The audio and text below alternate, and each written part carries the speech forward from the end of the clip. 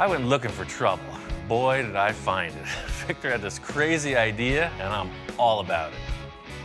We got 2 donor cars completely stripped down. This project is a blank slate. Victor called me over to his office. I was shocked when I walked in.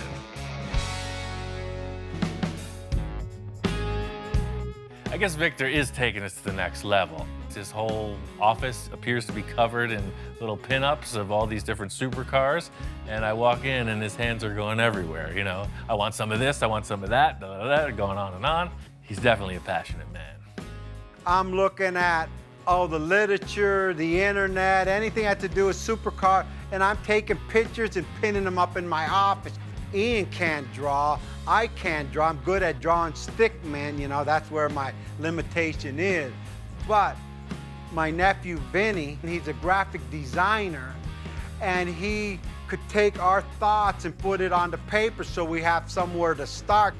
So I want it to kind of look like this, this, this, and this.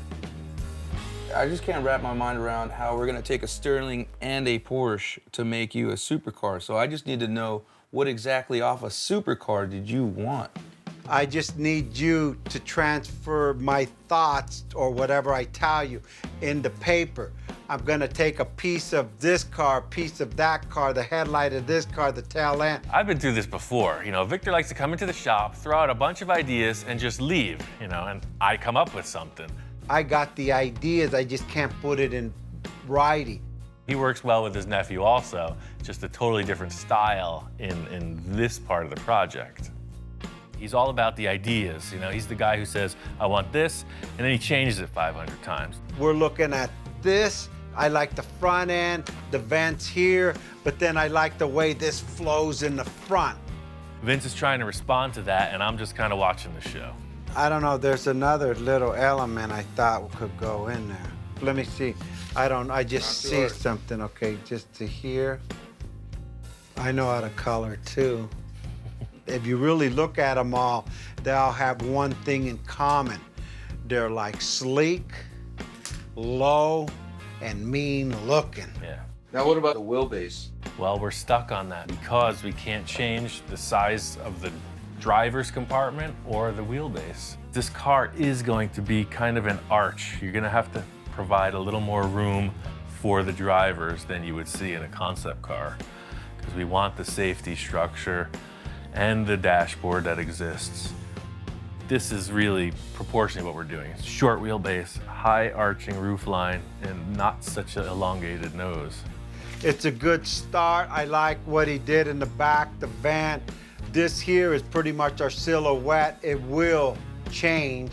The thing is, it kind of looks like something somebody's already creative. We're taking all these ideas around the table and off the wall, but we need to take that and figure out what's gonna make it our own. As it turns out, this whole thing with the artist rendering and whatnot has really just been a great conversation point. You know, it's helped us just hash out a bunch of ideas, find out a better course of action. Probably what we're gonna end up doing is the same thing we've always done, do it real time on the car, but this has really been a good board meeting, so now we have a better direction. Is this enough rendering to get you started on the build? Oh yeah, I think that's a great start. The whole thing is, I think it's gonna take a major turn in design once we get started in the garage. The sketch is not the car we're gonna build, but it has the silhouette, you could say, of a start of a car. So Ian says, hey, let's just design it as we go. And he's right. We're gonna do what we do. We're gonna design this car as we go. We've already cut apart 2 cars just to get to this discussion. I think enough chit-chat about this whole project. It's time to get busy.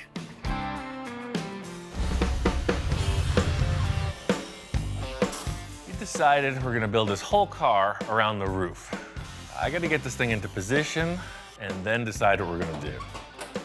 The dictating factor is gonna be how low I can get this in the dashboard section. If we gotta raise the back up a little bit, so be it. But you can see the back's real low. If I can get the front even closer, then we're where we wanna be. The whole thing is trial and error. So fit up the roof, see where it's hitting, cut that back again, back and forth.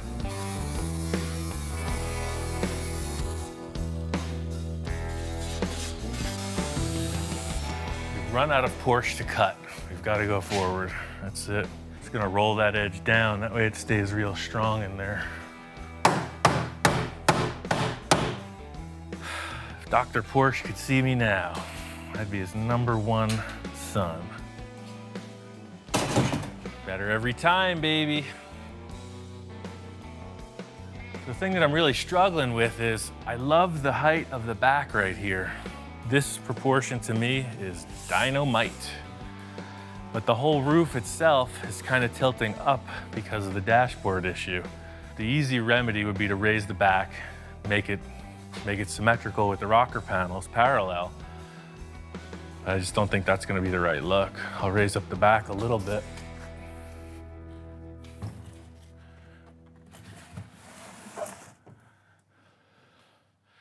So now what you're seeing is these are fairly parallel. My whole issue is if the roof itself was about 2 inches lower, I'd be a happy camper.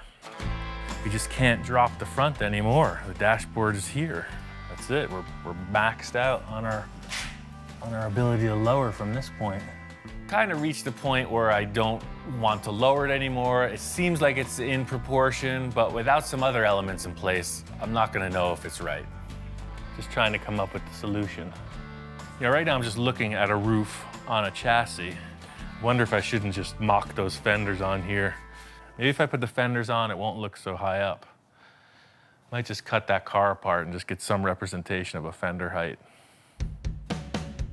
Stepping back and looking at it, the roof seems to be in proportion, but there's nothing else representing the body of the car there, so without some fender lines or anything else, it's a little hard to judge. There are envisioning tools everywhere. You just need to know where to see them. And look, there's 4 of them right there. Let's go. The fact that this belt line on the Sterling is kind of matching up with the Boxster stuff, I'm thinking maybe some other panels will help out too.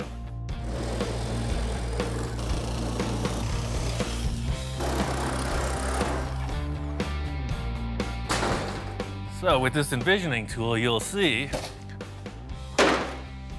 all that framework was messing up the vibe.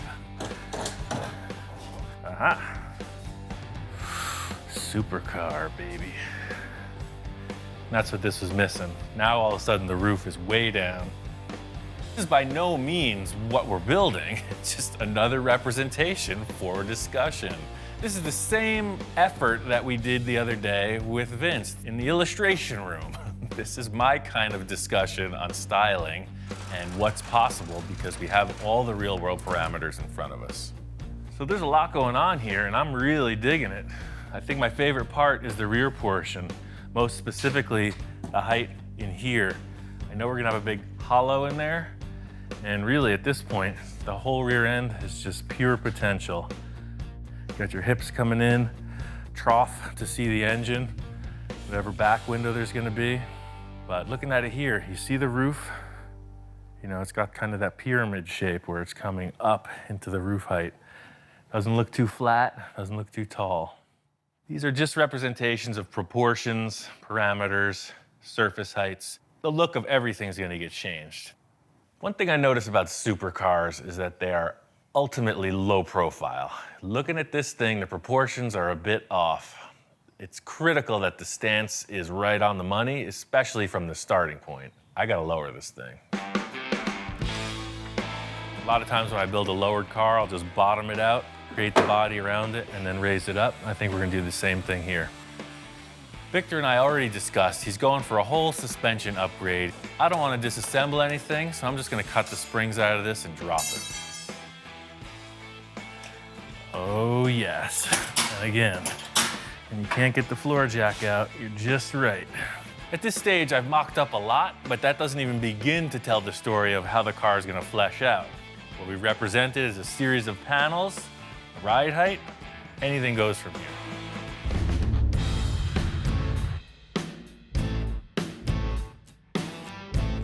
Hey, Ian, how you doing, man? Hey man, we got a sports car, check it out. Wow, my top, man, you got it down. I got it to fit. Check out how it works with the dashboard, man. Like wow, it belongs there. I mean, factory fit.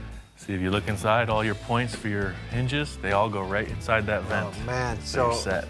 the mechanism will work the same. We'll just upgrade it You so don't it even doesn't have shake. to engineer it. Yeah, exactly. The look of everything is going to get changed. It's not going to be this car. These are just good examples of what we can work with.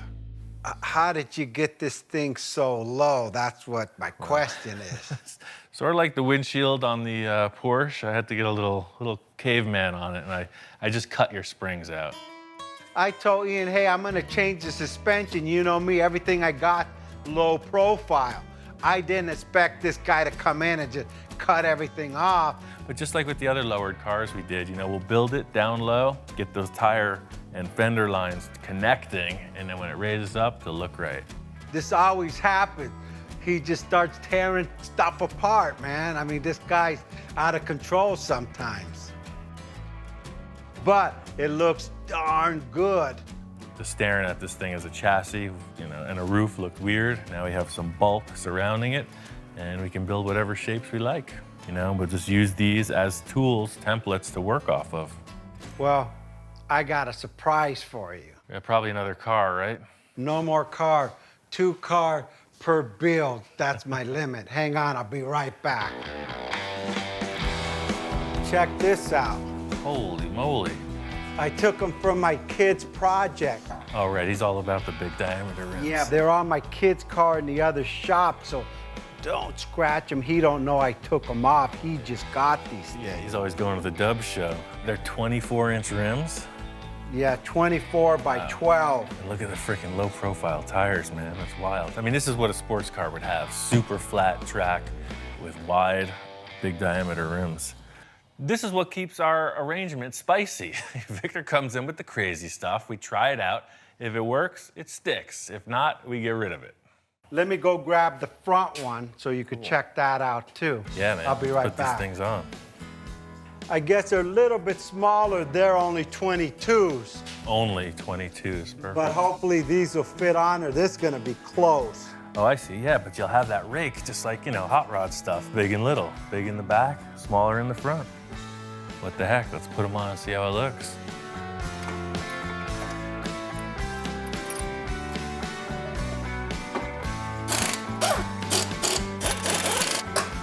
Totally different attitude.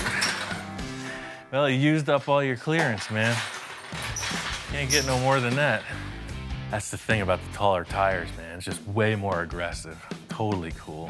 It's almost like putting a suit on a car. It just brings out the spark. It's a little bit too blingy maybe for this car, but it gives it the stance. Look at it's wide. Wow. Just make it look more aggressive, big and little tires. Just give it that nose down stance. Clearance is perfect. We take this radius all the way to this point to the ground. Remember, we're gonna be on the ground. Yeah, I get you. Now with some type of air suspension. Good call on the big diameter rims, man. I wasn't know what to expect when you walked in the door, but they work. In the end, who knows? Probably change the wheels out. The tire size and diameter looks great. The rim is simply a style choice. Those stock Porsche set is not gonna happen. That's the difference between soccer mom and superhero right there. You're all about it. Victor and I are committing to the size and diameter of the wheels and tires. I'm not 100% sure about the styling. One thing I know is they're expensive. I'm gonna cover them up and work around it. Victor loved the placement of the roof, how it came down to the dashboard, so this flange goes with it. It's what the weather strip attaches to. It's probably gonna stay in the car, even though we're gonna modify it through the door jamb area. We're trying to build this car around the roof, so it's all about connecting it to the Porsche so we can work around it. My goal is to just get this thing fastened in place, functioning manually. Ed Ross said it, big mess, big success, so it's gotta get really bad before it gets any better.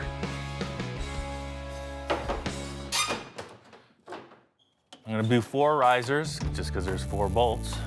These are probably gonna come out, but this will represent the rear wall of the cab ultimately. So that back is pretty secure. It's not gonna change shape. I'm gonna set those hinges in, weld them on. The thing is, I took this section out of the Sterling complete, the whole thing with the hinge mounts, etc. The idea is it's in perfect alignment. We might change the hinges in the end, But ultimately, this roof shape will be the core. It'll be under whatever we create.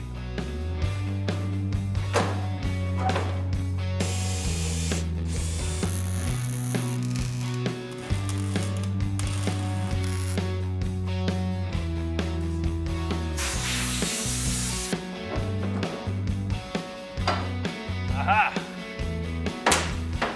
It works. All right. To the bat cave. Perfect. For me, this is where it's at. Now we have a bunch of stuff on a car. It's time to get busy. Fits like a glove.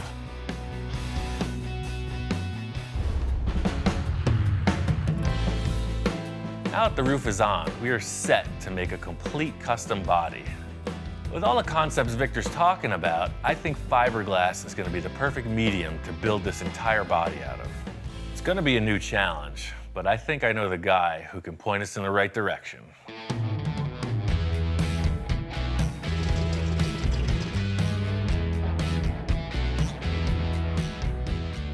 My friend Gene Winfield holds an annual car show. I figured that would be a perfect time to come out, see the man, and maybe talk a little. Victor met me out here, and we're gonna do some investigating. This one's under construction, man, a bubble top.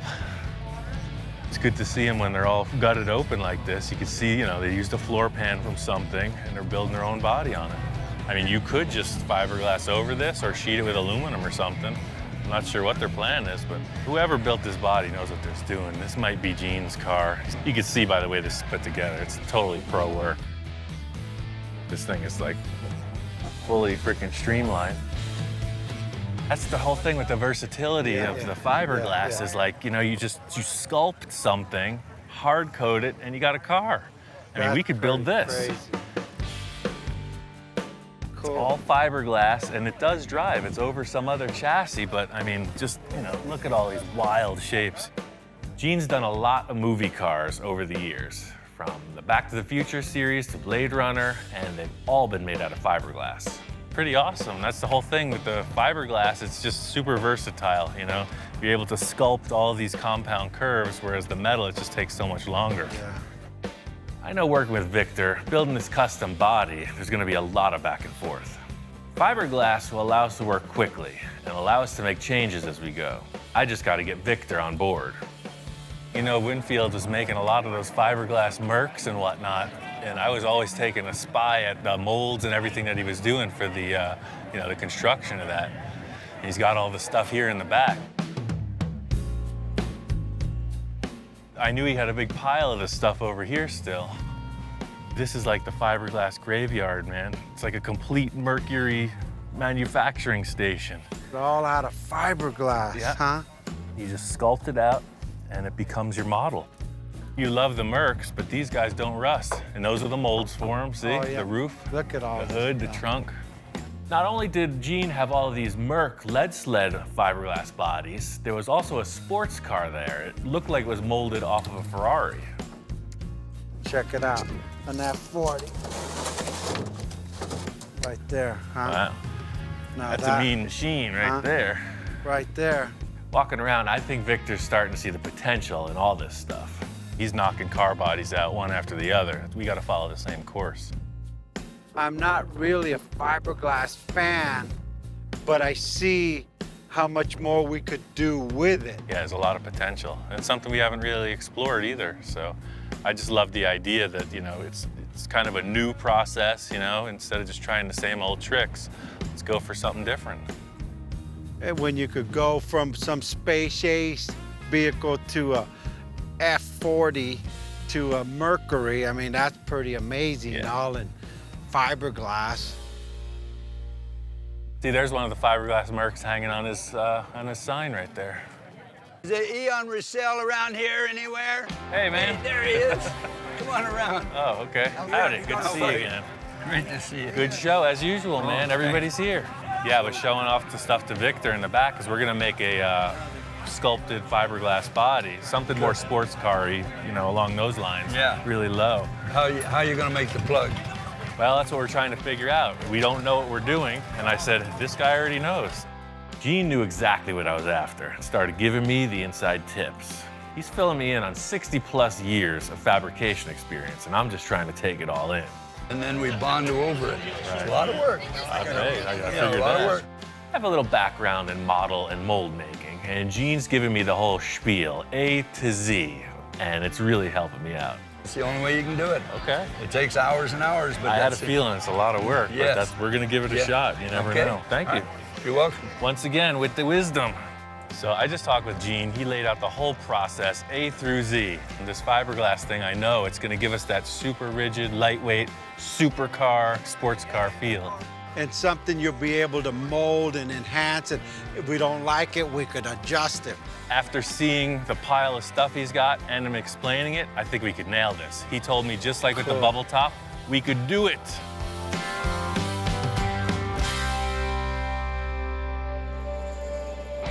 Oh, you need this thing right on the back of your Merc. Just drill a 5-inch hole saw right through the trunk.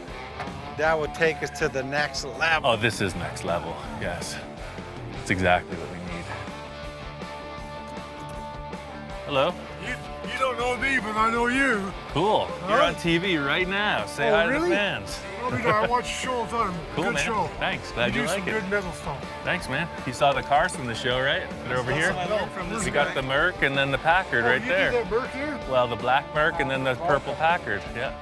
Best What? lesson I learned from you is to get the big pizzas because it makes bigger Thanks. templates. The bigger, right? Exactly. That's perfect. See, that guy's an old schooler.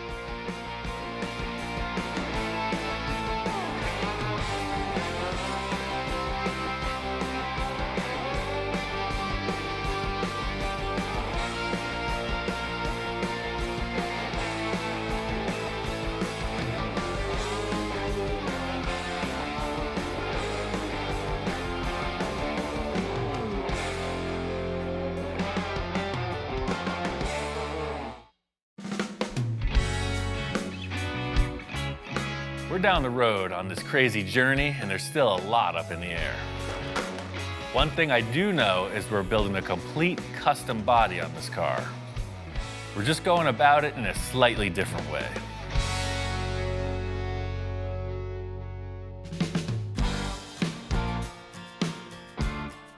Moved into a new lab, got a new workshop.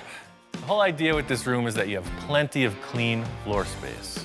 One of the biggest challenges in everywhere I've worked is that there's always stuff, and I'm always trying to decrease the stuff. I got my tools, I got my dog, I'm ready to rock. The whole idea was getting this in the room, as now we are in the artist studio. I got the car up on these little roller dollies, we can spin it around, get up high, down low, nothing in the way. Because really, that's it. We gotta have that line, you know? It's gotta look good. Victor and I were up at Gene Winfield's. He had a whole bunch of fiberglass bodies, and I knew we had to go in that direction with this car. But Gene was molding cars that already exist, like a 51 Merc or a Ferrari F40, but we don't have that option. We have to create the car first.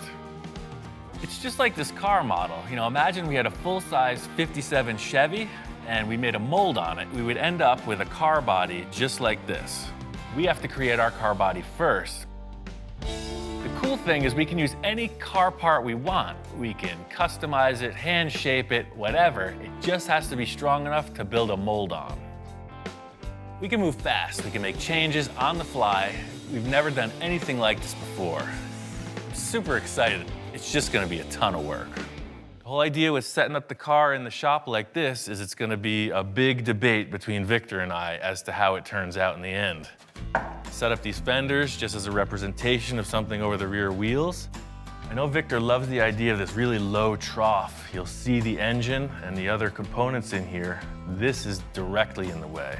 First things first, I want to get into the rear portion of this design. Because it's a mid-engine, we both want to show that engine off, and there's a bunch of stock sheet metal I want to get out of the way, come up with some concepts for the back end. So this is an element of structure.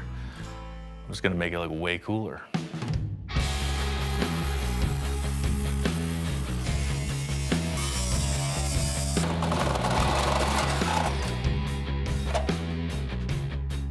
You can see now clearly the strut tower in here. And if you look under the hood of any front-engined, you know, car for the track, they'll have this flange that bolts on here and then a cross brace. So already you can see it's just, when you're looking at the engine, it's way better than looking at this big divider wall. What do you think? Dude's always on board, you know, he's 3 years old, he's getting himself into trouble, banging his head into stuff. He's always putting his nose in my business, and I'm sure he's totally liking the smell of the fine German machinery. We don't get a lot of that, and I think he's just taking it all in. Hey, what happened to your face? You were such a cute puppy. You look like a boxer.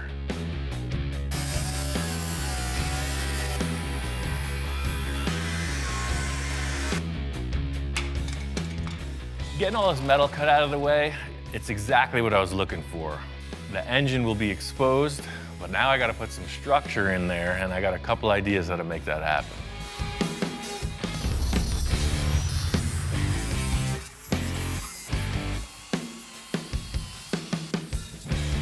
I know what Victor and I are going for in this portion of the car, and that is looking down into this and seeing a lot of cool stuff. Just like with all the supercars, whether we have glass or it's just open, it's gotta look cool. Right now it looks like a bunch of sheet metal that we cut out. Try to snazzy it up a little. Now that I got all this metal cut out, my idea is to put in like an upper strut support. It'd be easy just to throw a piece of tube in there, but I want it to look cool. Race cars, they try to lighten everything up. I'm gonna do the same here. So that's the thing, I got the center marked here, and I'm just gonna go every 2.5 inches and scribe across, so 6.5 to 9. I'll just center punch, drill all these with a hole saw, and it'll just look like a nice lightened race car style bracket. I'm just gonna pre-drill these with a 1/4 inch hole and then hole saw it up to, I think, about 1 inch, whatever looks appropriate. There you go. Now you got a bunch of small holes. Now I'm gonna make a bunch of big holes. The hole saw leaves a bunch of kind of scratch marks and loose pieces of metal hanging off, so the die grinder cleans all that up.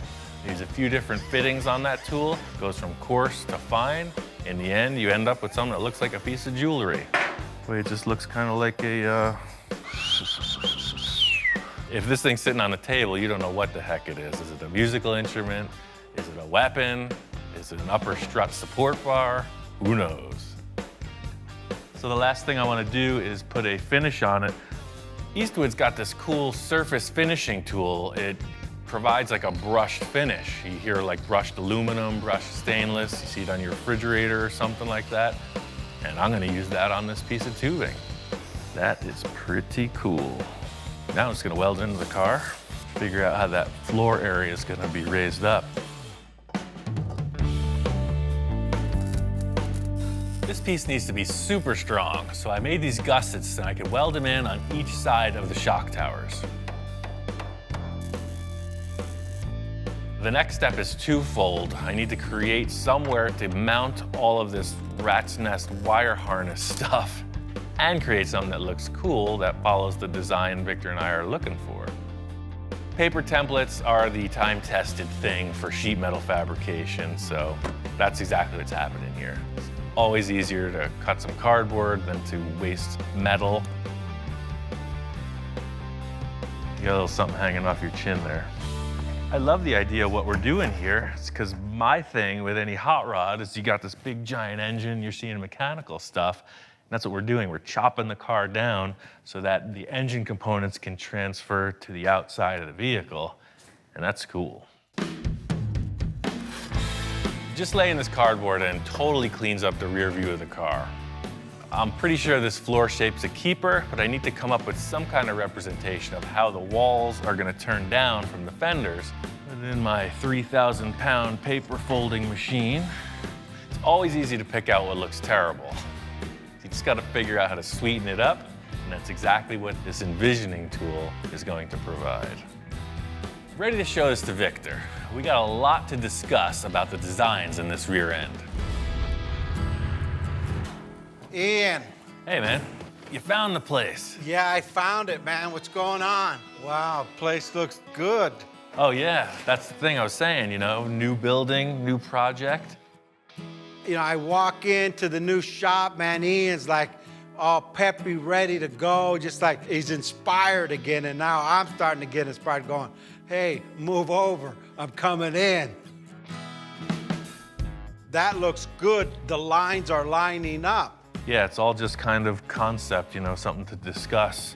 Aside from it looking so cool with structure, you know, these are springs under here. They're gonna wanna fold in. So I just support it like you would any race car, right? Came in with some gussets, really grabbed that. Ian just telling me all this stuff, and I'm not really like taking it in. I'm like looking at the car, starting to focus on what else could we do to this thing. And he's talking and talking, and you talk all the engineering you wanna talk. I'm thinking design, baby. I love that you got it down low. This Boxster was round. Exactly. Now we could achieve, you know, whatever vents or take the points down. You know, all this aside, all we have is some structure back here and this surface height. We need to figure out what the look of the back of the car is. You know, you're describing some kind of sculpted thing. All I've established is measuring points. I mean, I can't do anything more until we figure out what the look is. You know, what the heck is you bring in for this part? The mistake Ian made was he said, hey, you could bring anything you want. So, I mean, you can't tell me that. It's another piece to this puzzle. You know, 911 Oh. Carrera bumper. Okay, I thought it was something you picked up off the street. Oh, I see, yeah. Porsche 911. It's a little concerned because he brings in a Porsche bumper. We're working with a Porsche. We're trying to make something that doesn't look like anything out there. So, I don't know. I'm a little skeptical. I think it's gonna be too wide, but hey, you know what? What else is new, right? Well, it's exactly what I'm doing here. Just stacking stuff and seeing what works. And Wow, that's freaking wide enough, man. Look at that. You know what? That thing ties right into the depth of the tires and everything. Completely. I mean, it's one thing to just say, oh, well, oh yeah, it's a Porsche, it'll fit, but you got these massive tires and it actually works. Once we put this thing up, it was like a revelation. It fit. To just put a replacement Porsche part on it seems like not accomplishing anything, but this is completely different than any Porsche that I've seen. I mean, already I'm seeing lines coming off of this that make the whole back of the car start to appear. I don't know what you're seeing, but I see it's looking now pretty from cool. this point, watch, stand here, I'm gonna show you what I see already. Now as you come in here, guess what? These are rolling. Guess where this fender's going? Straight to here. Look at this. Look at how this. This is like a whole imagination station. That's exactly what it is, you know? It's like, imagine if we could do this and it felt like that, but it was more like this, etc., you know? He comes up with this dialogue and I cement some kind of a tangible thing and then we modify it. What if we just took the Boxster fenders and just mocked them up? Maybe that curved shape can benefit us. You're right. I brought everything from the other shop. They're right here. If we're gonna go with this Porsche bumper, it's very round. It's in direct opposition to the faceted edges on this Sterling body. It's got me thinking about a couple other ideas. So you can see it's curved. It definitely takes over from that, but if you put it on, oh, look at that. Wow, that's ridiculous. It matches the diameter of the Look tire. at this thing, huh? Look at this, huh? That's pretty crazy. The rear bumper and the fenders are really a huge breakthrough because they're not the end result of what the style of the car is. We just need to create surfaces to sculpt off of. It's exactly what you're describing, man. It's like down, Wow, yeah. up, and over. The lines are all there. I mean, now it's an open canvas. We have a lot of depth to work with, so This is that's exactly what I pretty needed, cool. man. I'm gonna show you a couple tape lines that I'm considering with the angle of these walls, because that rear deck portion is quick and easy. The main thing I want to figure out is when you're looking at the car, what are the proportions? How does this engine bay get closed in? How does it flow into the rear quarter panels? Because that's a huge element of how the rest of the car is going to be styled. So this is the angle both sides will be at. This will just get moved over, trimmed out. But these are our dimensions, you know? None of this is going to be visible in the end. This is just going to be a rolling shape that comes right out of that trough. Ian, what do you think about a slight curve on that? Well, I got the slip roller. Let me put it in there and we'll see. Look at that. Wow. Totally good call.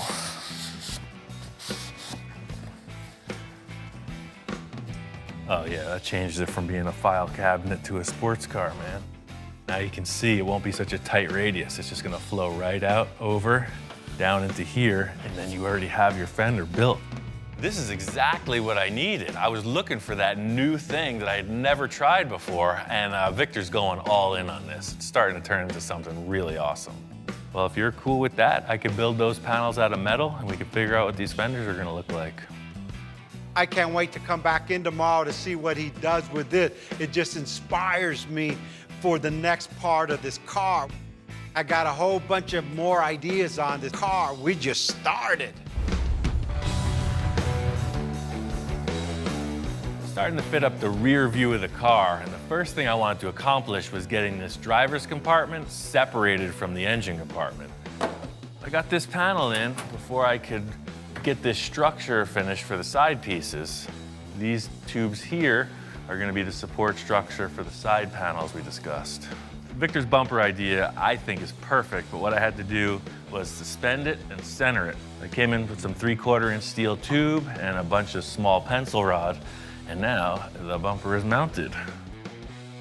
This panel here is gonna have a rear window in it, but I don't know how that's gonna look until we get these sidewalls in. Victor and I are committed to this, so I'm gonna put the floor in and build the sides.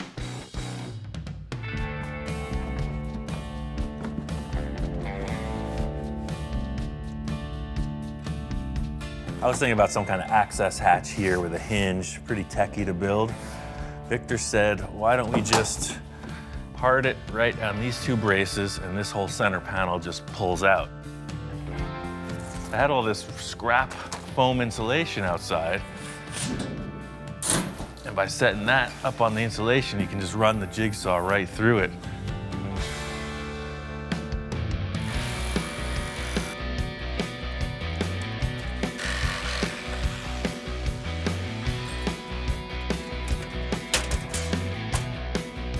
I'm gonna do this whole portion of the car in aluminum. My plan is that it's gonna stay with the chassis. It'll never be molded in fiberglass, so I want it to look really bright and cool. That's it. Piece of cake. So for now, these are just gonna get screwed down. It may hinge later, I'm not sure.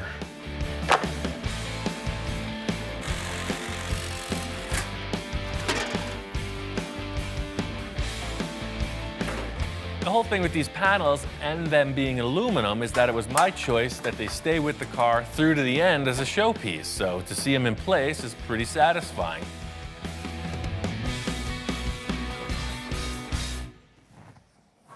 Just can never, I need like a holster for my magic marker. Like, whoosh. That's it, I'm taking applications now. Anyone familiar with leather work or anything like that? I'm looking for something size quadruple X. Quadruple X so I can grow into it. My senior years. That looks pretty good. I think to set this thing off, I really want to rivet it together. It's going to give it a real industrial strength race car look. But because this is a concept, I'm just going to mock them up with these self-tapping screws. It's a perfect starting point because the hole will later just get riveted back together. There's the last rear pan where the bumper goes. It's just gonna slip right in underneath the other one. I know that this is not the finished product we're looking at, but you gotta start with a good base, and that's all this is. This is a background for whatever enhancements Victor comes up with.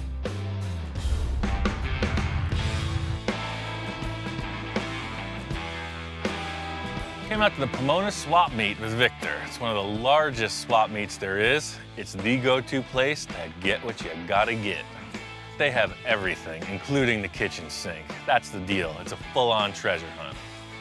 Hey, what do you want for this box of books? I'll take 10 bucks. You'll get 10 bucks for that. It's my favorite show ever. For those that don't know, Monster Garage was like the show that brought the builders of the world onto television. Anybody who's anybody tried their mettle in the Monster Garage. we got the whole kit right here, man. This is gonna teach us how to build a custom car. This is awesome. I think we could just go home now. We're looking for the lights, fenders. Let's just try not to get distracted. There's too much here. I know how you get off on a tangent sometimes. Let's try to stay focused, man. We're on a mission. The main mission today is to just find shapes. You know, anything representing a fender line, a hood line, lights, who knows what's here. That's what it is, treasure hunt.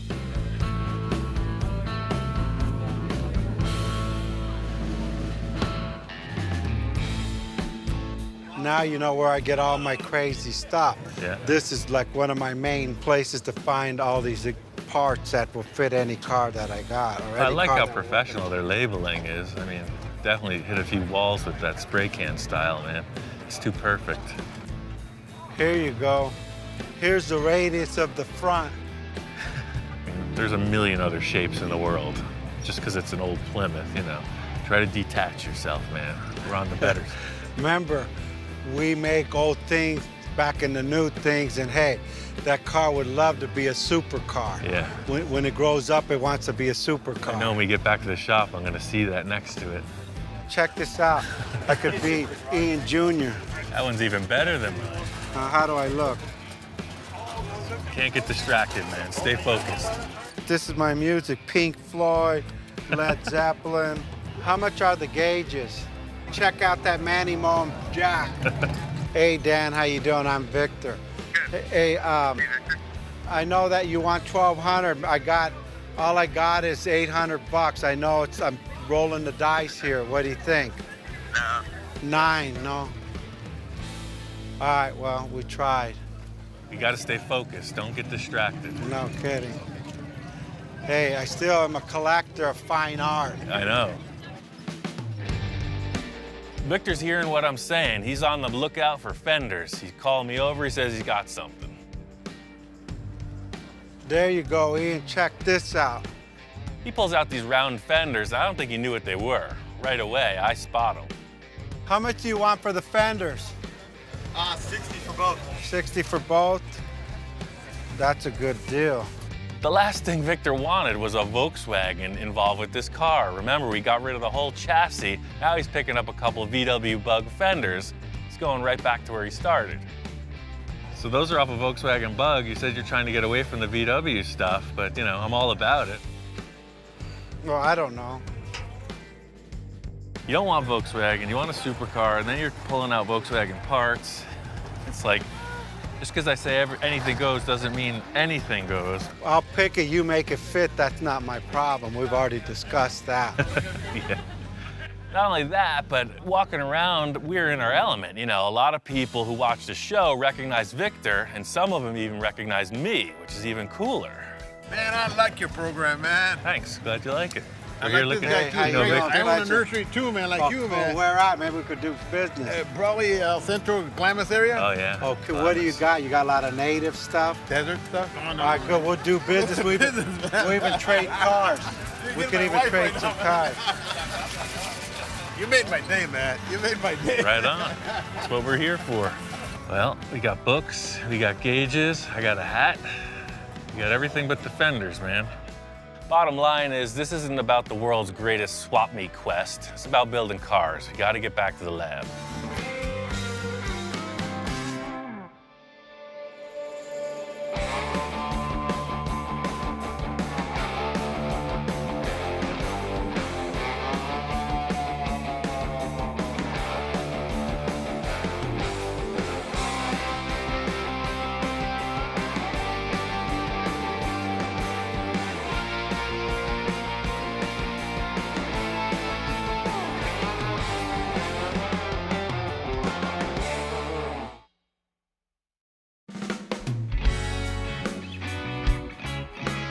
This whole project started because I was looking to do something that I had never done before.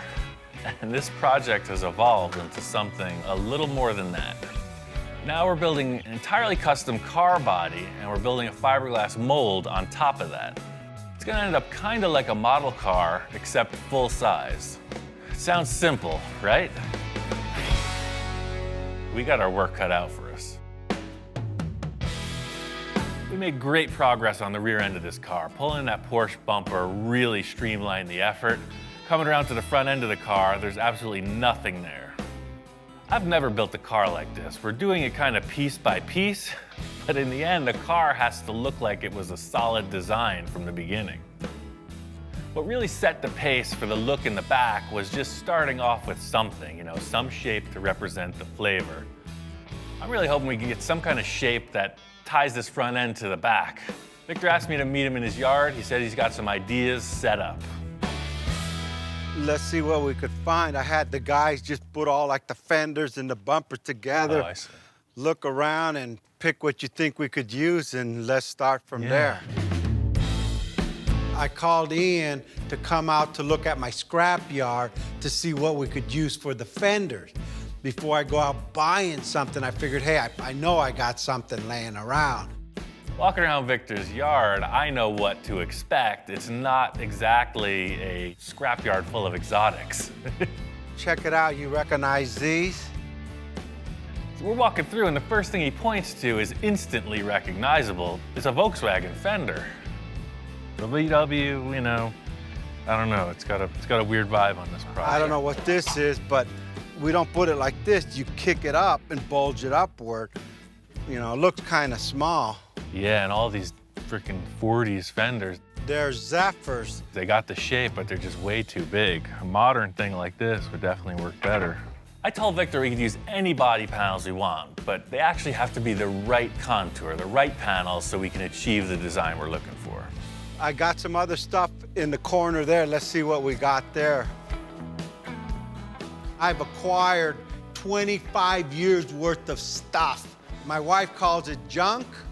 I call it treasures. Oh yeah, I recognize the remnants of this car, but see, this is kind of the thing I was thinking. See, this is a way more modern looking fender lip opening.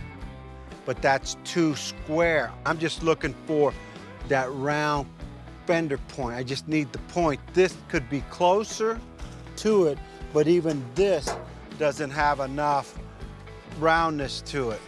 I know these parts are pretty rough. I mean, like really rough. But hey, with Ian, you never know what he comes up with. Yeah, check these ones out. This, I think, would be more like it. I don't know what this is from. It's probably a newer, I don't know what these are. It looks like they got caught on fire. Yeah. What the heck, both of them? Yeah, I got a little fried there. It's got these two burned up fenders. Even though they're not really pretty, they do have a more modern look. The Zephyr and the VW are very exaggerated, and these are a little more streamlined. It wouldn't sit like this. There again, we kick it up. You open this up so it goes around the tire, and we got this little arch here so we could go down with the hood. That may be something you could work with. What do you think? Victor's got a lot of wild ideas. He's totally shucking and jiving. He's giving me the sales pitch of the century, saying we can pull this off with the parts that he's got. We just got to get them in the shop, see what happens. Just like everybody says, hey, if you build it, I will come. If I give you the points, Ian will make it work. Right. That's my philosophy. Here he goes. He's pulling me into another three-ring circus. Well, what's up with this bumper here? What the heck's this about? Building projects like this behind my back? It's something I picked up at Pomona. I mean, the price was right, I didn't need it, and I bought it. Looking at this bumper Victor has, it's definitely from a tuner car. It's not really the flavor we're going for, but it just might be a starting point. I don't know if this will just fit right on the car, but it's like the rear bumper. It's a perfect starting point. We'll change the styling somehow, but it's already a fiberglass bumper. All right, let's try that out. I'll grab you the got two two fenders. fenders in this. I mean, see what it does. Pretty loose looking pile of parts we got here. There is some potential. We just got to get it in the shop and see.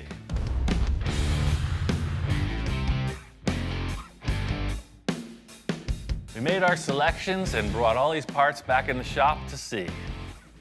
We're working with nothing here, blank slate. First order business is to try to mock up some parts. The Sterling's square, and that's just not what we're going for. See, everything's out of proportion, but the way I seen it was like this. I'm just looking at this point going down into the hood. All this will be discarded. This is all I'm looking for, and actually up higher. The whole style of the front end we're trying to create here is sort of like raised fenders, super low hood height. Put these burned up fenders on the car, and it's sort of the direction we're looking to go. These are already way better than the Sterling because they're so much rounder. You know, we're getting away from this flat, faceted shape, and you got an arch, man. It's working. It kind of fits. This is how Henry Ford did it. I'm sure. The only thing he didn't have was cordless tools, man. The concept we're creating here is nothing different than any customizer's ever done since all this started. You know, you have some handmade stuff, but you're using production pieces and you're warping them into your own new flavor. I mean, looking at the rear fender, you know, again, you're gonna enhance it a bit, but it's a way better starting point than that flat Sterling thing. And still, I know you're gonna want it way more up in the center, but see how we can just do the same thing as the rear, just pie cut it, segment it, pull it down, and we'll just have to add some kind of curvature to the top. I can see these fenders getting us to where we need to go, but I really want to put on the nose piece too. You know, it's all got to work together. It's pretty loose, man. It's the face only a mother could love. Yeah, to be frank, it's terrible. I think the clinical term would be butt ugly. This front bumper isn't really what we can use. I mean, in the end, it's kind of less than spectacular. It's, for now, I'm gonna call it a placeholder. It's out of proportion. The fenders, something doesn't feel right. They did look curved out in that lot, but once they're here on the car, they appear pretty flat. These burned up fenders kind of have the look, but they're not really offering us that arched fender that comes down into this valley area in the hood that we're looking for. I'm gonna lay a sheet of aluminum in there, just try to visualize what these contours can offer potentially, and just see if it's gonna work. I get what you want to modify here, but there's still something about this transition that's bugging me. Putting these parts together, you know, it's a base, it's a starting point. I'm just kind of not feeling it. I'm just wondering if there's other options. You know, all this is really good developmentally, but we're using kind of passenger car parts. You were looking for the exotic stuff, you know, maybe the Porsche thing isn't that bad of an option. It worked, The original ones, right? It worked great in the back. You know, it's just a way more bulgy shape. It, you know, might just add to this. The whole thing with a solid mock-up is the light bulb goes off, right? Ideas start flowing, and it's just not happening. What we need is something that gives us the green light. I mean, this is a way more sporty shape than the stuff we're working with. Look, the light almost wants to be there. I mean, we don't want to give a Porsche look away, but. I like the position, the way you positioned it. It just, the lights are bothering me. It's not what I'm envisioning. Yeah, I agree. They're a dead giveaway. We don't want it to look like a Porsche, so I'm trying to figure out how to cheat it a little, you know? The car's definitely wider than it was, so kind of change the angle a bit, you know, exaggerate the proportions, and it might work. This is way more representative of that transition to the valley you're talking about. I mean, maybe a Porsche fender is kind of the best option. Yeah, and then once the light comes off and then all this metal comes all the way Right. down and meets the bumper, then whatever light we decide to put in here, and there's my valley, right? Sure. There's my valley. Yeah, maybe just tape over them, primer them like we did the back, just gray it out. These fenders seem like a good choice. I'm gonna mock them up, rough out some tape lines, just kind of see what it's gonna have to offer three-dimensionally. Victor's big concern is that he doesn't want this to look like a modified Porsche. You know, we're using these parts, but in the end, I'm sure it's gonna look like one of a kind. I could see that working, man. It's nothing that I would take home to my wife at this point. You know, one step at a time, man. Nobody said it was gonna be easy. I know Victor's pretty nervous about this mock-up. It's totally loose. I got a couple ideas. I think we could pull this off. I just gotta pull another rabbit out of the hat. You got a general idea of how this thing's gonna look. First thing I need to do is trim off a bunch of the material from the front of the roof.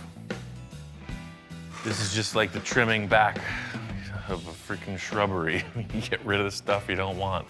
This whole roof shape is gonna change. But again, the parts that are critical, that Victor wanted are still intact. Victor's always about the inspiration, so he's brought in a number of inspirational reference points. I got a couple of other ideas for him.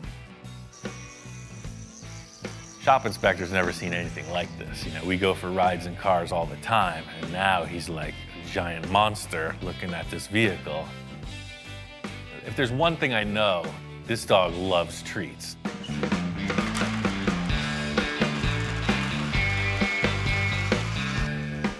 Supercars.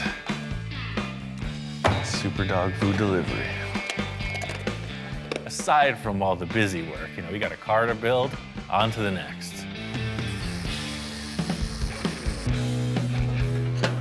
First thing I want to do is get rid of these headlights, cut them out. I definitely want to do something way different on the nose of this.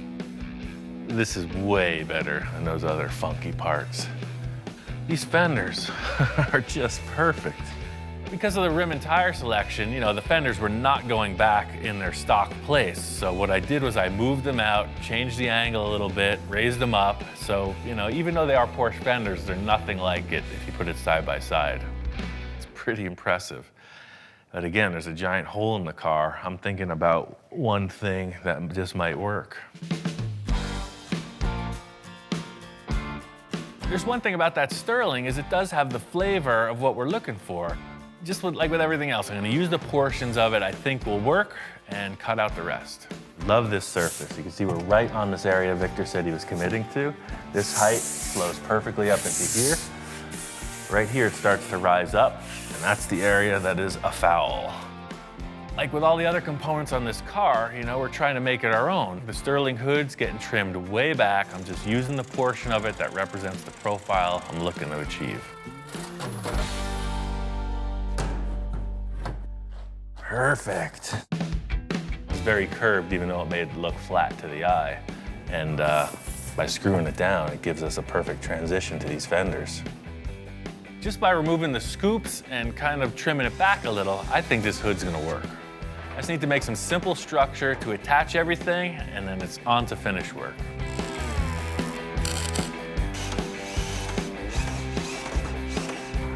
Using these aluminum sheets, it's the same process as in the rear, just trying to create a contour, something to build off, and the look that I want.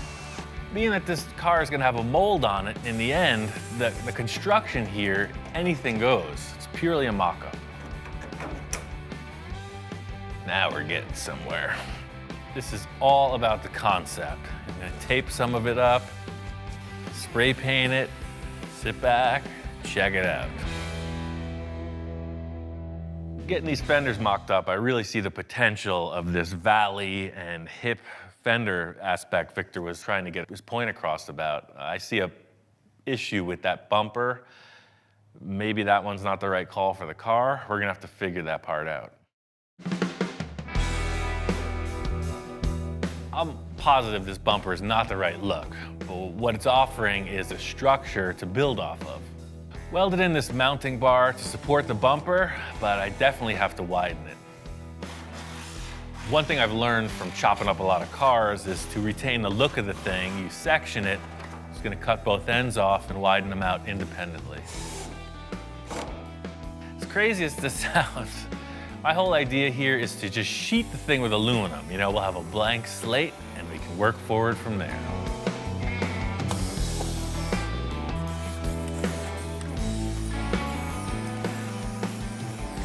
If you hold your hands just right and squint hard enough, it's really starting to look like something. And that looks pretty cool. I like the way this is shaping up. We're gonna match the other side and we're gonna get a lot closer. This car is definitely looking a lot different than the last time Victor saw it, and I am curious of what his thoughts are. Before Victor gets in, I really wanted to nail this concept, so I went ahead and did some finish work. I laminated the aluminum and the fenders with fiberglass and then went over that with body filler and, starting to present a finished surface. I took a bit of a leap of faith on all the work on the hood. I hope Victor likes it. Ian, what's going on? Hey man, just fleshing this thing out. Wow, what a difference. last time I seen the car, I mean, I was having nightmares because the car wasn't quite coming out the way I see it. I love the lines, and there we go again. We got the fenders going down, I got my valley, then it looks like it ties in with what's going on in the back. Yeah, you know, that skirt was just a generic layup for me to get some symmetry in the thing. That other tuner car bumper is a little strange, so whatever you want to do, man, it's ready. Victor loves the idea of the blank slate. You know, setting it up like this just gives you every opportunity to discuss more design. I was so tripped out last night when I woke up, man. This morning I got out of bed and I've been shopping. I mean, I need to get a front end on this thing, and I looked at 20 different styles, and I think I found the right one. Victor says he's got something else to add to the car. You know, I never know what to expect. All right, I'm gonna go grab it out of my truck. At this point, I'm thinking, hey, it could be anything. You know, hopefully it's not a new rear bumper. Ian, check this out. You won't believe where I found this. What the heck is that off of? It's a Lamborghini front end. Wow. Found a Lamborghini junkyard. A Don't ask Lamborghini me junkyard. what year. This is not what I was expecting at all. You see, I'm going about it with a bunch of aluminum foil and body filler, and he pulls out the Supercar card. That's good stuff. It's not what I was expecting. Expensive. My back pocket's hurting. There's nothing here. Look. Wow. Does that look familiar? Wow. You're going for That's it, man. it. That's the right call. That's all I got left. You know, the other thing looked kind of like a Honda tuner car. This thing is nasty.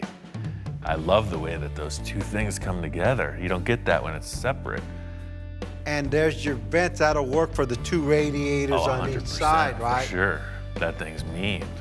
Hopefully it fits and we don't have to hack it up like the other one. Just mocking up this Lamborghini nose, it's the look, you know. It's night and day between what we're starting with, that tuner car bumper, and this. It's like a super aggressive, really low. It's just a whole higher level of design. You know, sometimes I come in with something or use stuff I have laying around, and I gotta really pitch these to them. So I walk in with this Lamborghini front end.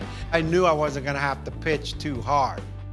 On its own, it looks freaking awesome, but to get it to fit with the car, we're gonna kinda have to change everything. We're gonna have to blend out all those hard edges. We're gonna have to cut back 90% of the work I just did. I got a couple ideas, man. The thing is, just get out the tools and try to make it work. But anything you cut off on this thing, could you save it so I could at least hang it on my garage wall? Yeah. To get this Lamborghini nose on the car, I gotta undo a lot of the work I already accomplished, but hey, that's part of the mock-up. You know, this design is really worth the extra effort. Victor's kind of sweating it, you know, he doesn't want to risk these parts. He doesn't want to see me just chop them apart. I'm gonna send him packing, take a little of the pressure off, and get to work. I was having trouble conceptualizing what the nose of this car was gonna look like. Victor comes in with the heavy hitting part. These pieces nail it. My idea is heavy surgery. I'm gonna cut back everything I just did, splice this piece in, remount it, blend it together. And fitting up this nose, just trying to make it look like one piece. Somebody's gonna not be able to realize that it's 5 different concepts all mashed together. Definitely cutting off this edge here. So I put 2 fasteners, one on each side of that. I'm gonna cut this right off. When I blend it together, all this hardware disappears. Pretty much, the surface does this. I don't know if you can see it, but I can. The whole thing with this process is it's kind of so reaching in the dark, you know, it's just looking for these little glimpses of hope to carry you through, because trust me, this isn't easy. This is like the challenge of a lifetime, and we're going about it pretty haphazardly. To fill in these gaps, the same process as with the fenders, just some aluminum sheeting, fiberglass, filler. You know, one thing I've always wanted to do is, you know, build complete car bodies in the style of Ed Roth, and you know, this is very similar to that. Glomming a whole bunch of stuff together, no matter what it is, and then making a mold on it. thing with the mock-up is it's about visualizing if you can move forward, you know? So taping it up, spraying it gray, it gives you perfect representation of a yes or no to your question. This is why I'm doing this with the gray stuff. So you kind of sit back, look at it, it's gonna work. You know, you got two drastically different styles in the bumper and the fender design, but we're gonna do a little deletion of both, defining ridges. We're kind of right in there. One thing about transplanting this nose piece on it is it doesn't really work with the ridges on top of the fender. The look of the other car was defined by these really sharp cuts in the body panels. This one doesn't have any of that. So I'm just gonna cut this off right here, and the filler's gonna delete this rise. The filler's gonna come right up and over. So you won't have this or this. That's the plan, and I'm sticking to it.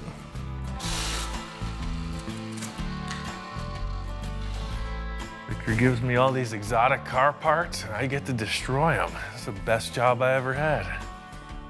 In trying to make this thing look a little less identifiable, on the side vents, you know, we softened the edges on that, trying to get away from that, round it off a little bit, and make it our own. I'm really happy with the progress we made on the front of the car. The nose looks awesome. It's really gonna define the styling for the rest of the car. The roof needs a ton of work, and there's no sides on the car. We got a huge challenge ahead.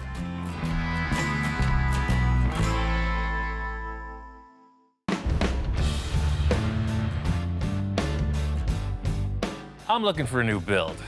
A lot of the projects we've done in the past have been in a 1 or 2 month time frame. I'm really trying to do something that can expand on the process and go into uncharted territory. I've always got a few projects on hand. Right now I have a 29 Ford Model A Roadster pickup and a 29 Ford two-door sedan. These cars are hugely popular the last few years because you can go a million different directions with it. You lower this thing, chop the top, big engine, wild paint job, you got a nice vehicle. This Roadster pickup was gonna be a bit more of a conservative project. I've got 4 full fenders, hood, grille, and I was hoping to make a removable hardtop roof. It's like a giant go-kart. If you've driven one, you know, they're super fun. This one's set up kind of highboy style. I was thinking maybe full fendered, something a little bit more adult looking. For me, I like the crazy stuff, something that's really going to challenge me. So I've got a few hot rod projects, I got a couple other ideas, but I really just want to see what a few of my friends have going on also.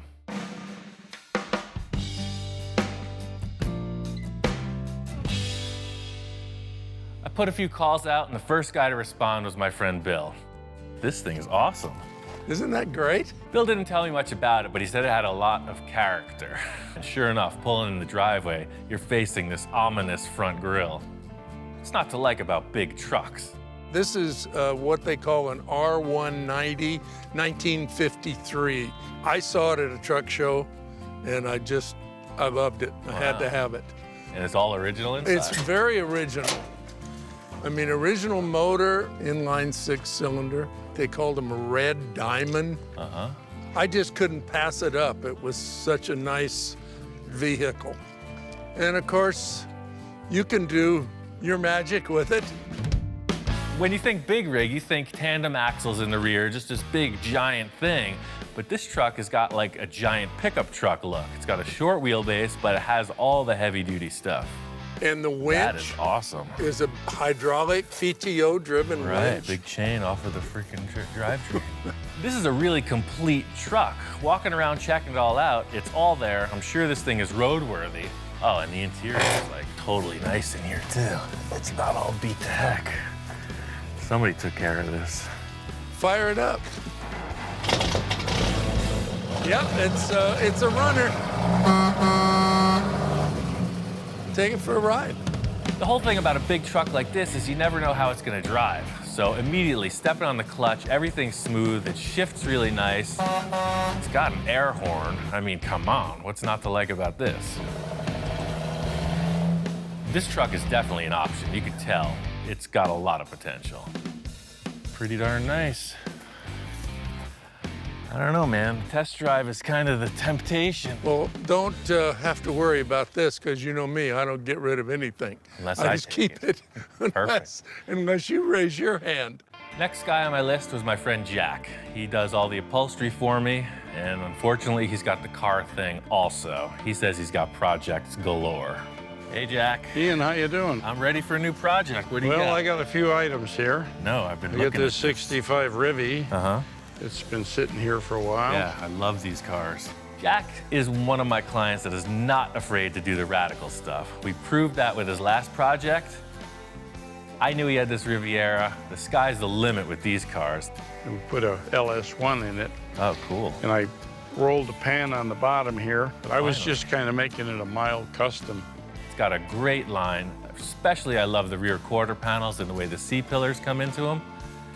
He says this one's game. He's ready to rock on it, so we'll check it out and see what he's got.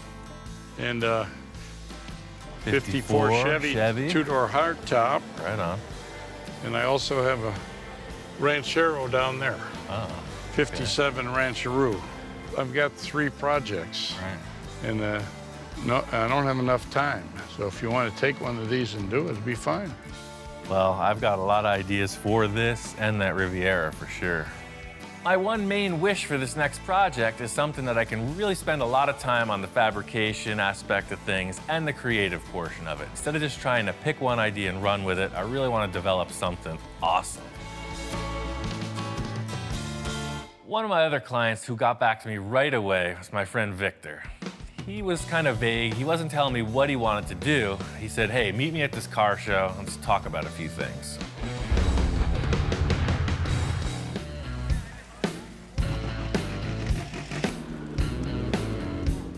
I was searching around for clients who wanted to do a new project. Victor called me out. He said he's got a couple ideas.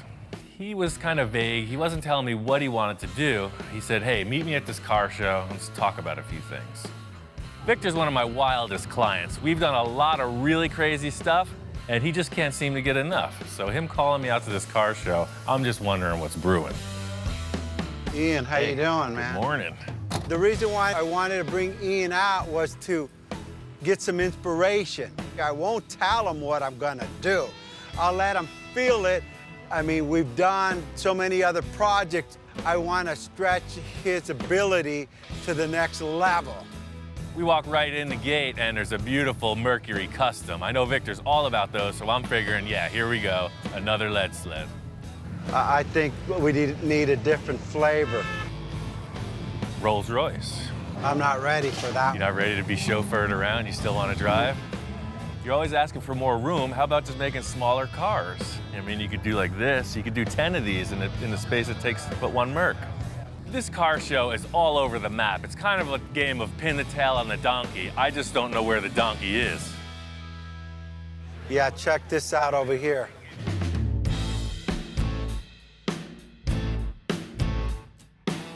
These things are crazy, man. I've seen them, but I've never really paid much attention to it. But the more you're pointing them out, it's pretty amazing. Look at the way the fender line, and then you have the huge negative cavity where the air intake is.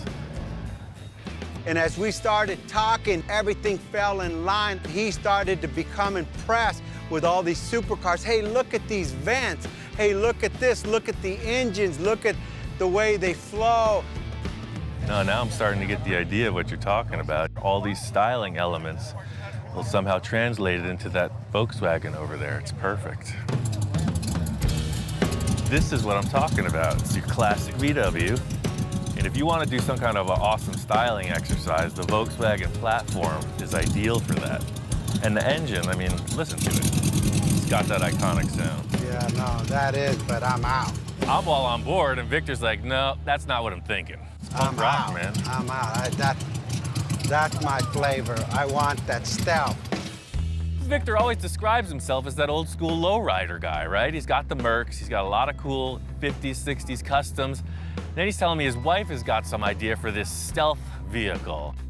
First of all, my wife said, honey, why don't you build a stealth? And I'm going, stealth, stealth. You know, the stealth bomber? I go, that's interesting. As I start to look at these supercar, Ferrari, Lamborghini, they have such a stance and a look that just amazing. When they're standing there, it looks like they're going 100 miles an hour.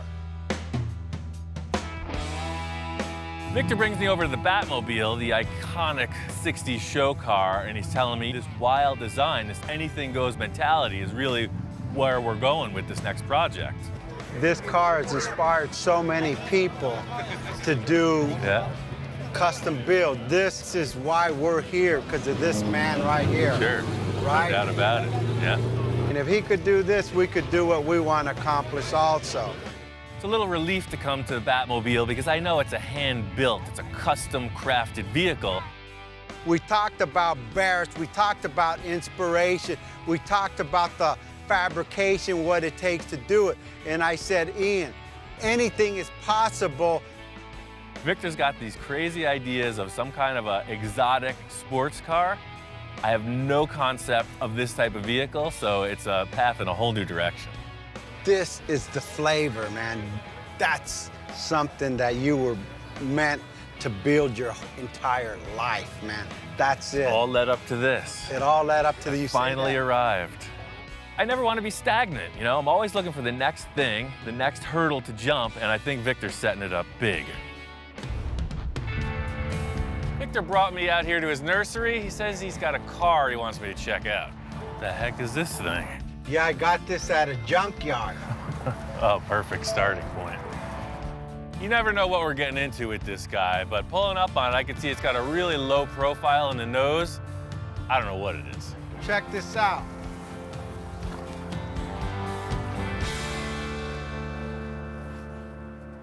What the heck is this, a Sterling? I don't know, nothing. They just delivered it. They were gonna crush this thing. I said, no, no, no. This is our starting point. No, we're building a world-class show car. We need this ugly duckling from the junkyard. I get it. Yes. Perfect. That's your MO. Everything you've done has been a pile of doo-doo comes out to a pile of diamonds, right? Doo-doo diamonds, baby. That's what we do here. It's a kit car from the 70s. It's not exactly a Lamborghini. I think this thing was going to the junkyard for a reason. Well, that's Where's the rest of it? Shoot, I better plead my case here. So I said, hey, Ian, check this out. The main reason why I want this car is for the roof. Oh, right, yeah, I've seen these before. I know exactly what this thing is. The main thing that Victor's talking about is how this roof opens and closes. It was disconnected, he wants to try it out. He's saying that that's the #1 selling point of this whole concept. I bolted the roof on, hooked the battery up to it, and who knows, let's see if it works. Well, I guess fire it up. Let's do it. Yeah, yeah, huh? Now that's what I'm talking about. Totally works. That's smooth, too. Yeah, yeah, baby. That's freaking cool. Yeah, then you get in. This is the coolest, ugliest car I've ever seen. See? Yeah, look at that flavor. I mean, look at that thing. That's cool, man. Supercar. I mean, the rest of it's irrelevant. That's what I wanted. The rest of the car means nothing. As long as we got this part working, we design around that and we got it. He says, don't look at anything else. The roof feature is what we're going with. We're building a whole car around this. Does it run?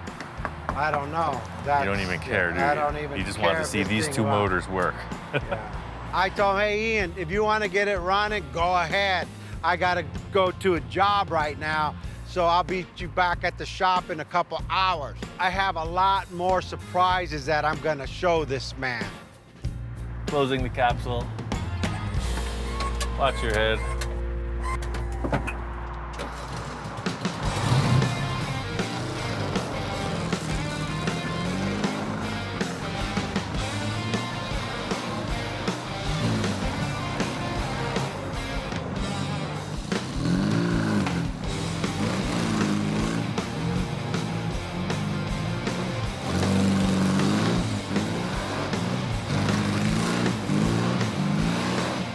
It moves around pretty good, but Supercar it is not. I can't wait to get it back to Victor and see what he's got planned. I'm really not sure where Victor's going with this whole concept, but he's happy with the way the roof functions. You know, I just wanted to get it to his shop and discuss it further, find out what's really happening. Hey, Ian, you beat me back to the shop, Dude, man. I got this thing running. I drove it all the way here. Everything about it works. The roof opens. It's all about just changing the look of this thing. I'm glad to see you got it running, but I'm not really concerned with that. Let me show you what I'm thinking. Remember, I don't want a kit car, and I don't want a Sterling, and I don't want a Volkswagen. I don't like anything in the front end of this thing. Nothing. Me either. We're looking at the front of the car, and he's like, I don't like any of it. We're gonna delete this. He comes around to the back. He says, I don't like any of it. We're gonna delete that. He's looking at the sides. We're gonna get rid of most of this, and we're gonna enhance everything, which is a pretty vague description. I hear you, man. All we gotta do is change everything. Typical story. I got a lot of ideas, but I don't want to really spit them all out or tell them to him, because I want some of his input too. Remember, we're building a supercar. We're not building a 50s custom one-off, one-of-a-kind, That's the what most I love awesome about car this, out right? there. Yeah. With all the other stuff I considered, that's why I was hooked on your idea at the car show, because, you know, it's kind of like what we're doing with the customs. There's no rules. It's just a different shaped car. I was a bit skeptical when we pulled the cover off of this, being that it's a fiberglass kit car, but, you know, performance vehicles are super strong, super lightweight, and this really is right in that direction. But fiberglass, I know this is sturdy. I mean, is that supercar material? Well, think about it. Everybody who's done these concept cars works with this. Even modern Corvettes are some kind of a composite, and that's why they use these types of materials. We haven't built any cars out of fiberglass, and I think it's a really good challenge. It's unlike anything I've ever done. I think it's gonna be cool. And Ian, you know, sometimes I change my mind. You can pretty much upgrade everything on this kit car, but it's never gonna handle like a high-end sports car. As far as sports car goes, you know, you have this VW Beetle, 4-wheel drum brakes, and about 50 horsepower, so it's not really a performer, but it does run darn good. This is kind of a weird thing that they just put this box here, but you get rid of that. I know we can hop this motor up and make it really fast, put a cool custom gas tank, and just open the whole back of the car up, man. Remember, we're building a supercar. Right. If we go to Super Show and we open this hood up and say, look at my motor, they're gonna laugh us to another country. And I'm not leaving this country. Yeah, perfect. This has potential to do whatever we want to do. It's an open canvas. And Ian keeps talking about, hey, we could do this cam and these headers and dual carburetor on this Volkswagen engine, and I couldn't take it anymore. I said, Ian, no more Volkswagen, it's a supercar, hang on. I pull out my phone and I said, just a moment. You know what, let me make a phone call. Hang on a second. Victor's got people, so I don't know who he's calling, but he's on the phone. Hey, you think you can buy the shop? Anything's possible. My first reaction is that he's got a guy with an engine adapter or something, so we're gonna put a better engine in this car. Thanks, bye.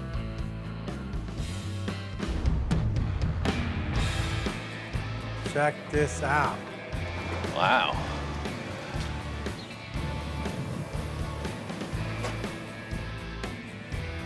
So what, you're changing your mind on that car? You gonna do this instead? No. This is the donor car. What? I'm walking out and there's a nice Porsche Boxster pulling in. I figure the trunk is full of stuff for this vehicle in the garage. And Victor's like, no man, this is the stuff for the vehicle in the garage. So the whole idea is we're just going to build off of this thing and then create the shapes that mimic that car. I get it, right? No. We're gonna tear this whole thing apart, fender, top, glass, everything comes off. So you want to cut this whole thing apart? Yes. You gonna cut the car apart. I'm gonna watch. I'm committed, even though I'm getting pressure from every end. Even Ian's kind of like, hey, you like crazy? I don't know what to say. You sure? I wanted to start with a good foundation. I mean, we got a new car. It's a 2000 Porsche versus a 1970 Volkswagen falling apart, riggedy-raggedy car. I want to take the best of both cars, Ian. That's pretty crazy, man. You're up in the game once again. Can I drive it around for one night? Can I go on a date? He wants to go on a date. You could have the thing, because you're going to cut it Ladies, apart. dinner? Well, it still runs. Wow. I don't get this opportunity often. It's pretty tight in here. It's built for a slightly smaller person. Yeah, I want him to drive it so he could feel what I'm talking about. All right, see you never. I quit. Now he's never going to want to tear the thing apart. This is a whole new thing for me. I've never driven a car like this. It's like tight, super low to the ground. The way it shifts is amazing.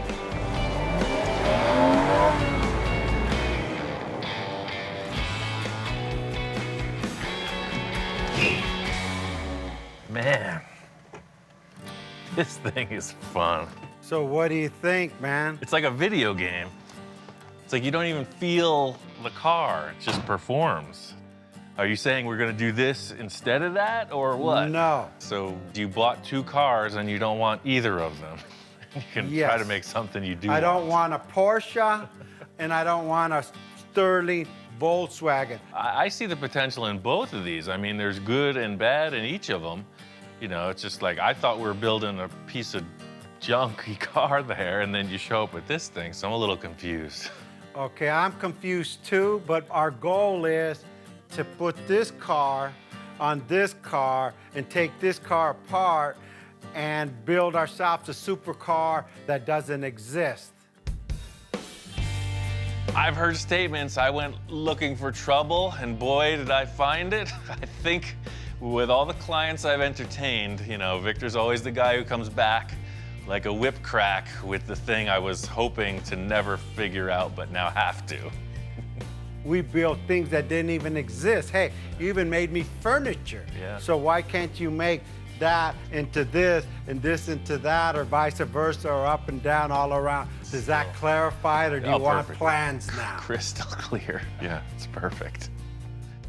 The main thing I'm understanding in Victor's mission statement here is that he wants it to act like a Porsche, have the flavor of some kind of a Sterling sports car roof opening thing, and be completely unique and world class and the best thing anyone's ever seen. So it's a pretty short order. I think we should handle this perfectly.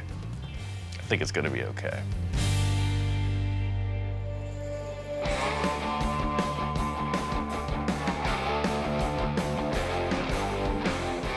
I really love the idea that Victor is just all concept on this. Most of the cars we start with, it's like chop, section, lower, that whole deal. He's not talking about any of that. He's talking about creating a whole new car body.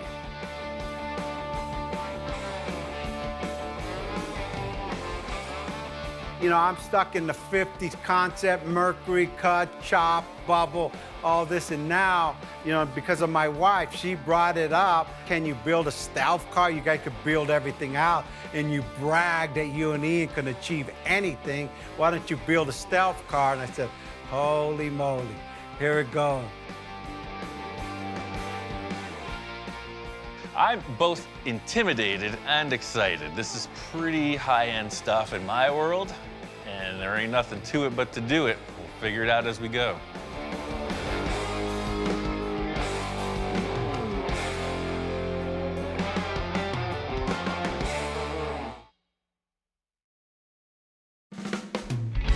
We are continuing along with this project. From the beginning, our plan was to make our own version of a sports car. Taking cues from Ferrari, Lamborghini, even the Batmobile was an influence. We committed to making a mold and a fiberglass body in the end. So that gave us some freedom in how we designed it. But we didn't start with a drawing or a concept rendering. We've just been building the car one segment at a time. First the rear portion, then the front, then the roof.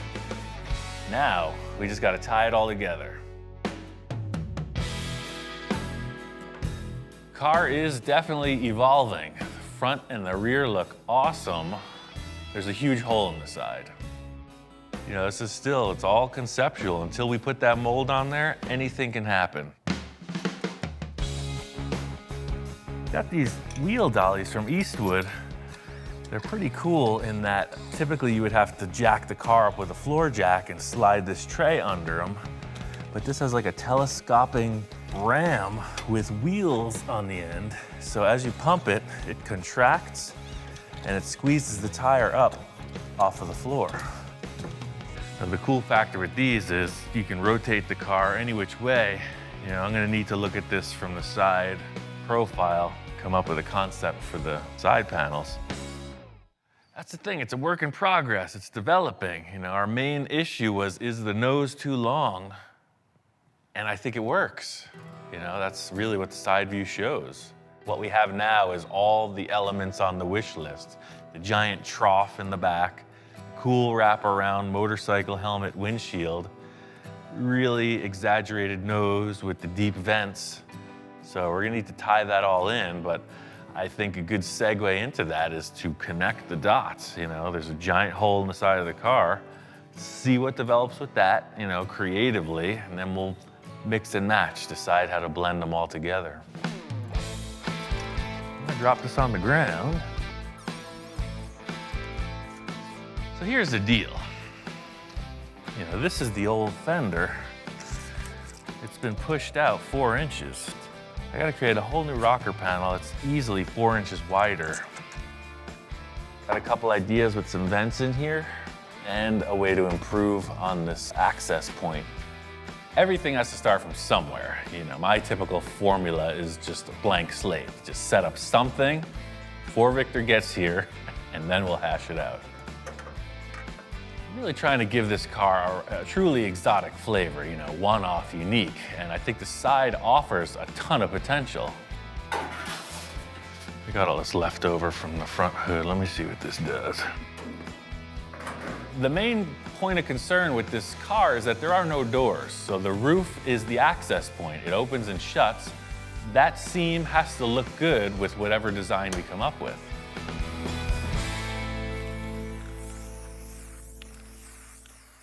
Ian, what's going on?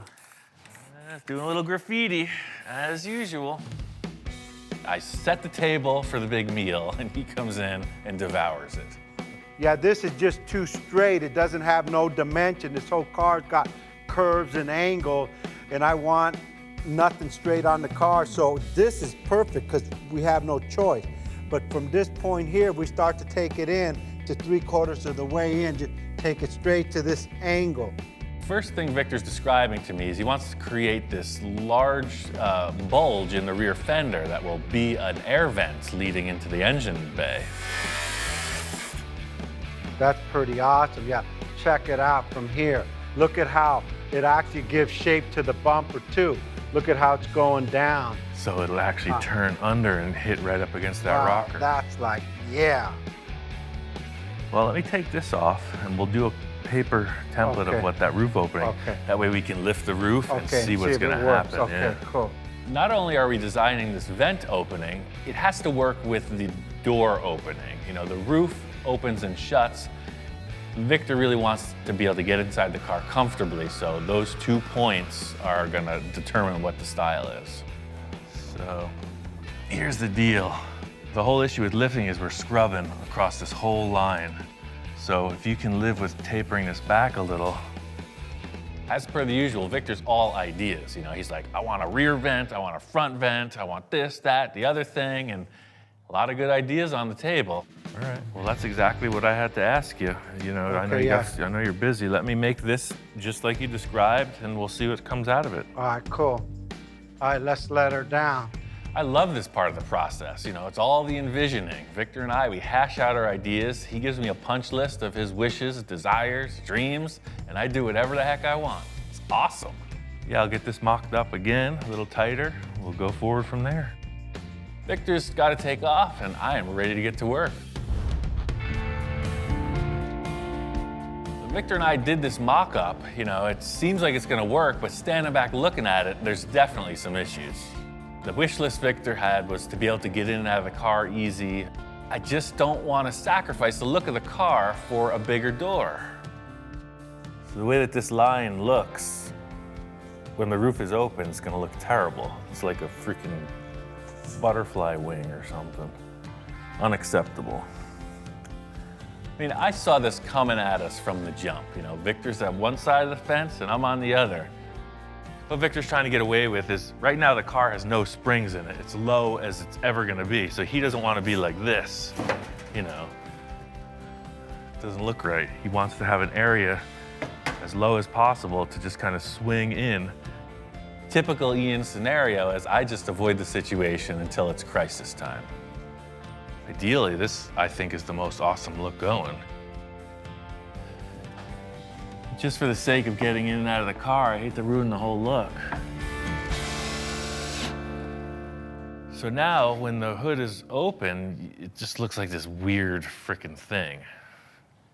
As much as I'm into weird frickin' things, this is not gonna fly. See, I do a little mind control with everything, and I'm sure that if I could just do exactly what I want and make it look so cool, so irresistible, Victor will just be hypnotized and go with the flow. I mean, that is starting to look better already.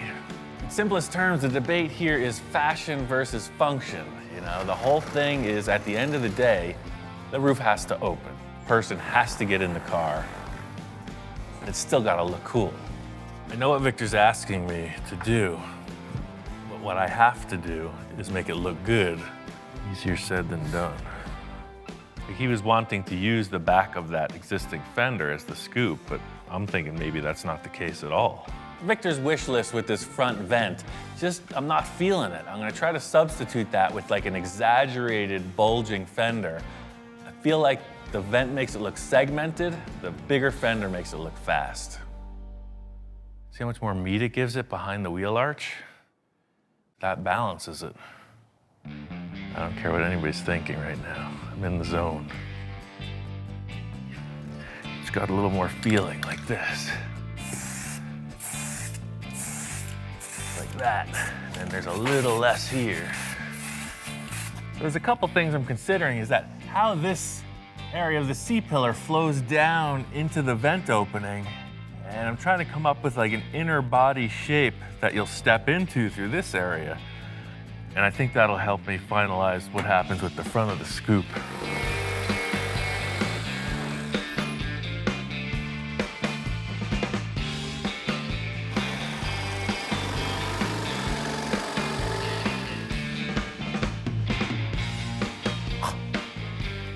It all comes together. You just get the clients out of the room, we build the cars. This thing is fleshing out. This is the car that I envision, you know, this is what I'm talking about. Massive intake for the vent, very shallow door, you know, it just looks like a fighter jet cockpit. The fenders look fast, it's pretty trick. I want to see this fender continue all the way to this point. I want the front fender to go right down into the beginning of the vent. Then the roof panel just comes somewhere in here, and that small little roof lifts up. I'm gonna commit to this mock-up. Might mean my career, my reputation, my job here. But I say no front vent, very trim roof line, and one massive rear vent. I can go on for days, I can just talk the talk, but nothing's gonna prove it like putting in a couple more pieces and letting the boss check it out.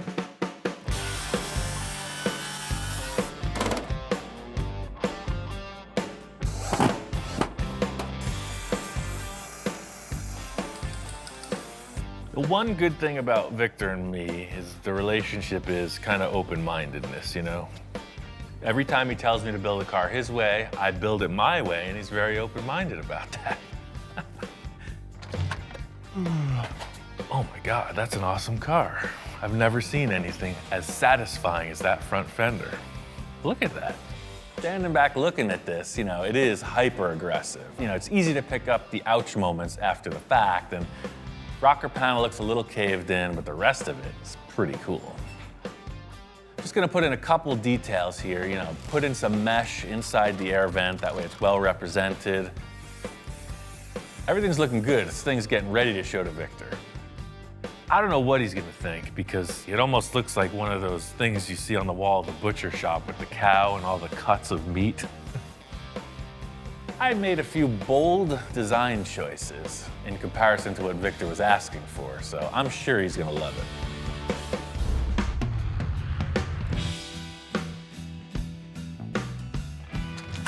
Ian, what's up?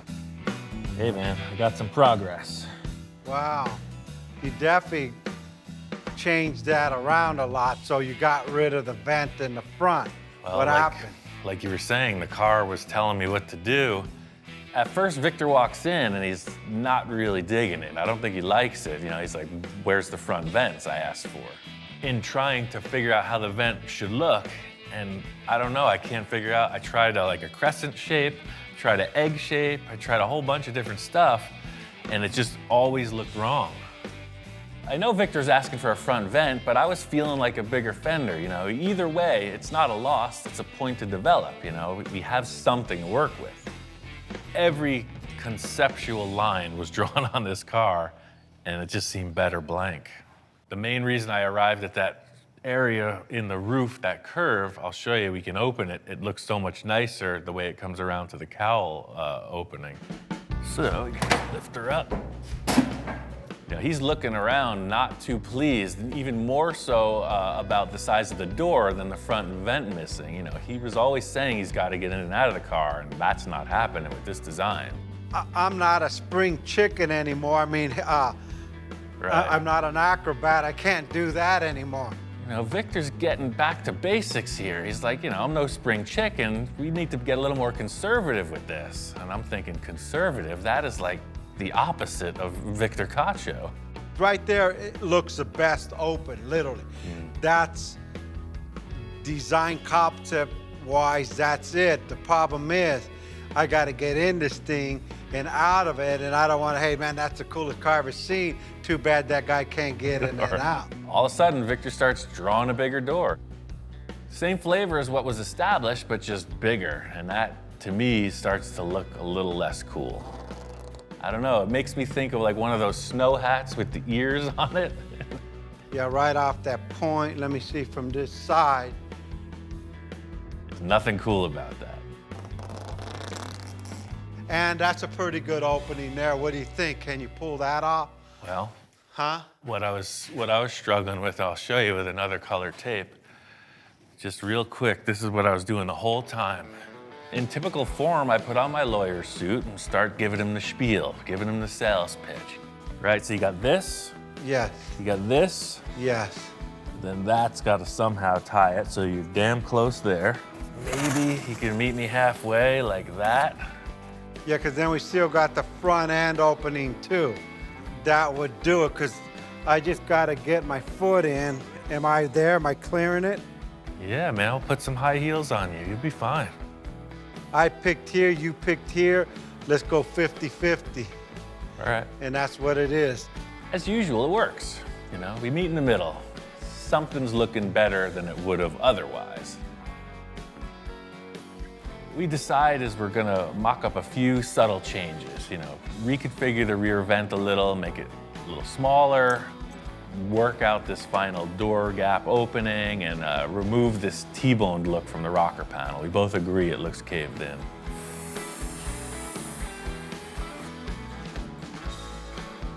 The roof is done. Go for it. The opening on the door's done. Go for it. That vent's done. Right, and if I can't get into that, I shouldn't have a supercar. After this conversation, I'm confident I'm ready to go. That's it, make it happen. Victor and I got the design of the side of the car nailed. Now I just gotta build it. First step is to get this thing into fiberglass and work on completing it. So at this point, we are strictly on to prepping this for the mold. Everything here is to just create a nice mirror finish block sanded surface. The roof opening door section will be cut out later after the mold's done, so this is a giant generic shape.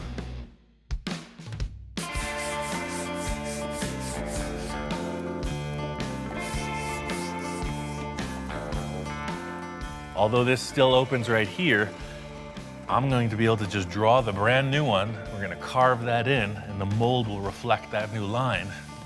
Typical modeling scenario, you know, paint it gray, neutral tone, stand back, check it out. I really mellowed out that pronounced bulge on the front fender because it was affecting the final line opening of what the roof parting line was gonna be. So in having this nice smooth surface, I can redraw that and then kind of get a feel for what the proportion is.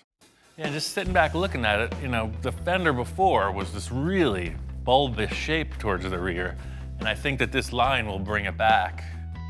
I'll carve that in, and the mold will represent the new parting line for the roof. The whole thing with drawing or taping the lines where the opening will be is a point of debate, and that fortunately won't have to be established till even after the mold is done. I'll be able to modify that right up into the very end. So you see, it puts that round shape back in the fender just by having a line drawn on it. Plenty of room to step in, not stepping over the vent like Victor didn't want. You know, the vent is greatly decreased from what I had originally conceptualized. But in doing those few minor things, the rocker panel looks completely blank, totally generic, not okay.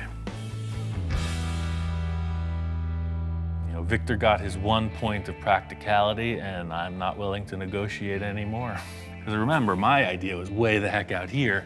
He's having to jump a hurdle to get in the car. So now we just got to take in the lower portion to match the stuff we're committing to. For once, Victor's conceding to his practical side. It's a little hard to stomach. He's usually the guy with the far out ideas. He's telling me to rein it in. You cool with that? We're just gonna cut off the rocker panel. I'm just gonna cut the rocker panel off and make a new one.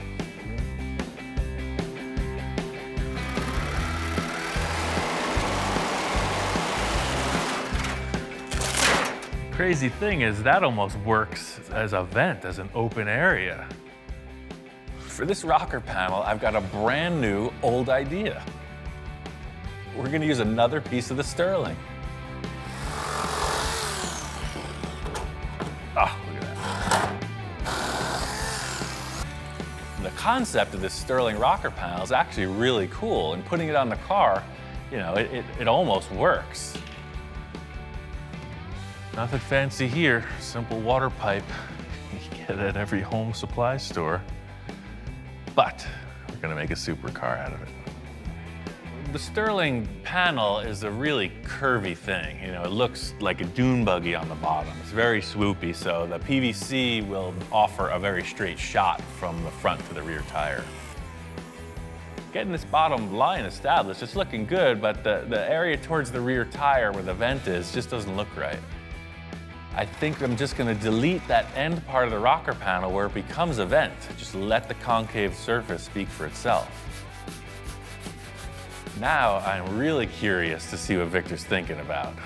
He's throwing me a curveball. I'm not doing what he's asking for. I just hope he likes it.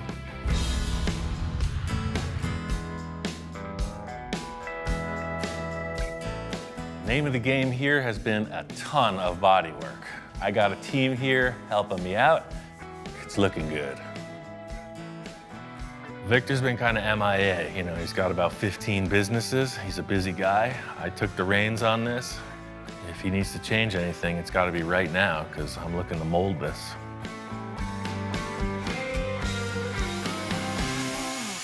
Wow. Ian. Wow, dude, come on. Long time no see, compadre. You don't sleep? I've only been gone a few days, not months. I got assistants, man. We got a crew doing the night shift. That's how this happens. I'm just trying to absorb, excuse me, I'm like overwhelmed right now with like figuring out what the heck you did here. Victor comes in and he's kind of speechless. And maybe in a good way. Man, I love the rocker panel because it's not straight, it's coming here and then bulging out with the white tires I got for this thing. And then he starts elaborating on dimension and flow and proportion and all that. You know you're on the right path. all the lines and all that effort, and it's all coming together. It's a supercar, dude. I was explaining to Victor everything that's gone on thus far. You know, it's looking good, but the one thing unestablished is the actual line where the roof opens from the body. So this is gonna come and shoot right out here. This nose is gonna open this way, and then the roof, of course, comes up and over. And that's big enough where I can get in. That's pretty cool. Getting this tape line on the car, you know, that was the clincher. That sealed the deal. He's got his access. I got the look of the long front fender, figured it out. It's about commitment, my man. Once that mold is finalized, there's very limited room for changes, so it's gotta happen here. Have I ever changed anything? You're always a man of just solid. I'm feeling really good about what we've accomplished thus far. You know, the model of this car is awesome. The one thing is, we gotta build an entire mold on this car. Building a mold on an entire car body is nothing I've ever done. You know, it's pretty ambitious. The next stage is the biggest challenge yet.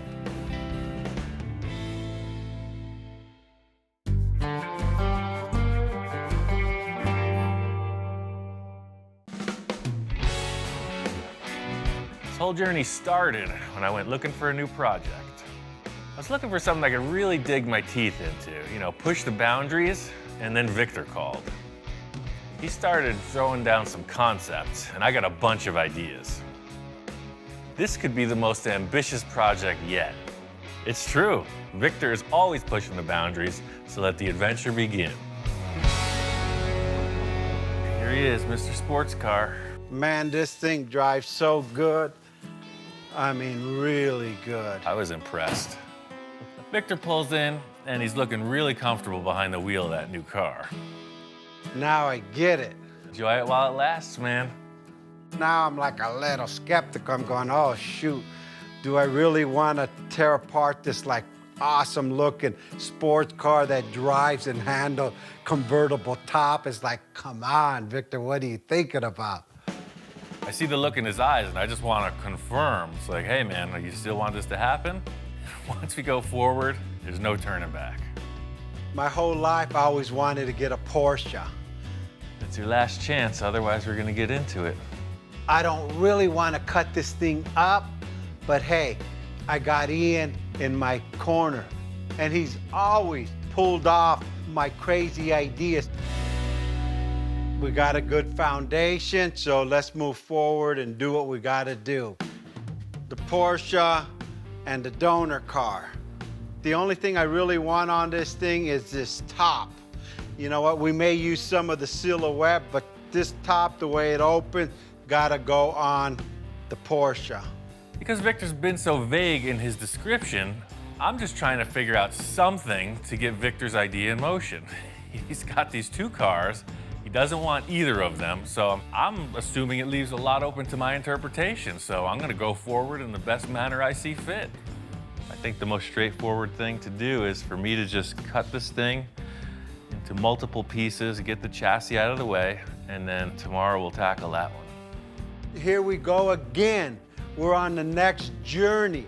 Where we're gonna end up, nobody knows. We don't even know. Ian looks at me thinking I know what the heck I'm doing, but in my mind, I don't know where in the heck I'm going. Victor's heading on out the door, and I tell him, enjoy that Porsche while it's still intact, because I got plans. That's my baby, right? You could cut the heck out of anything you want, just don't cut my top. Okay. Surgical precision. How do I look in this thing? You look good, man. All right, I'm out of Dodge. Have fun. I guess the first thing is to lift this roof up and get rid of it in one piece. One thing I can say is I'm a master of disassembly. We're gonna work right through this car, pretty simple. I said, it's not locked.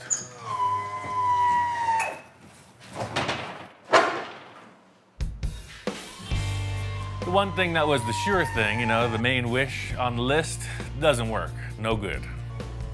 Nothing. It's not even budging.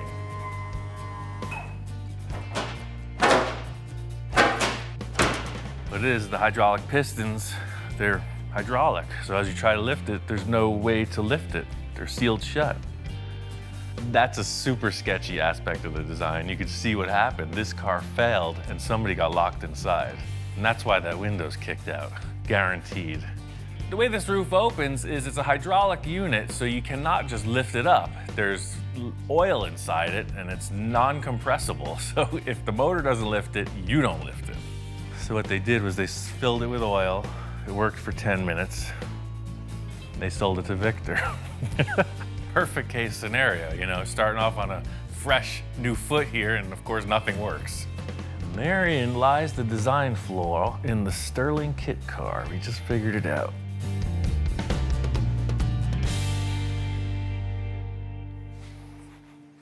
Just gonna cut these 4 bolts and start over.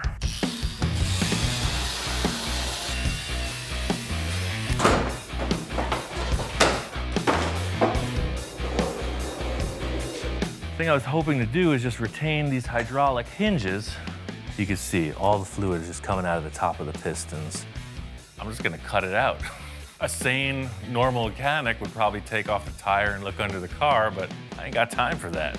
We're gonna cut our way through.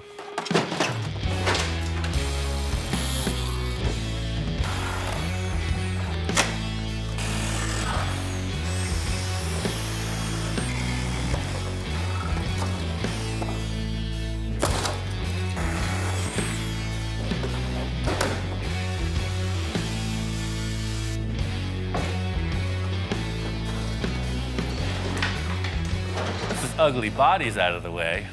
There's a pot of gold at the end of the kit car. It's a Volkswagen chassis. Perfect running vehicle. I'm taking it home. The funny thing about putting this on the floor is all of a sudden it's just a concept car. It looked kind of weird up in the air with the Volkswagen suspension under it, but it actually looks more like some kind of a race car once it's laid down on the ground. Kit car is gone. Victor's bringing that Porsche back. It's a whole different process.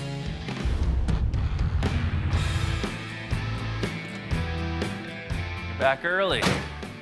Wow, dude, you cut that thing apart. I don't know, something doesn't feel right here. Can I put this top back on there again? Just to see if we haven't lost anything? Victor's kind of got a one-track mind. I don't know if anyone's ever loved the Sterling roof as much as him. So, like, you know, you can do anything now. Now it feels right because you could kind of see my flavor's back. Right.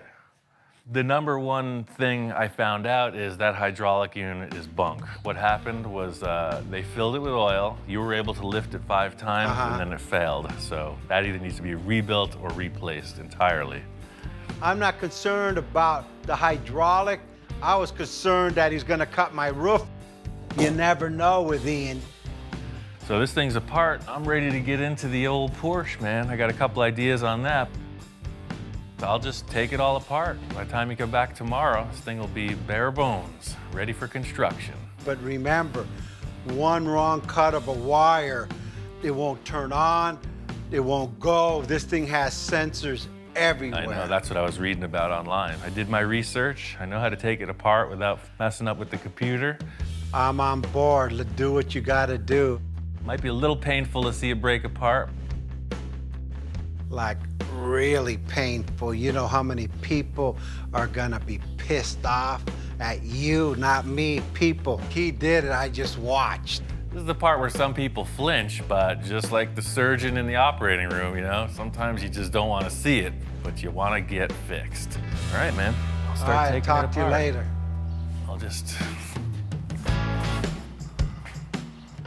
Don't be nervous. I got this.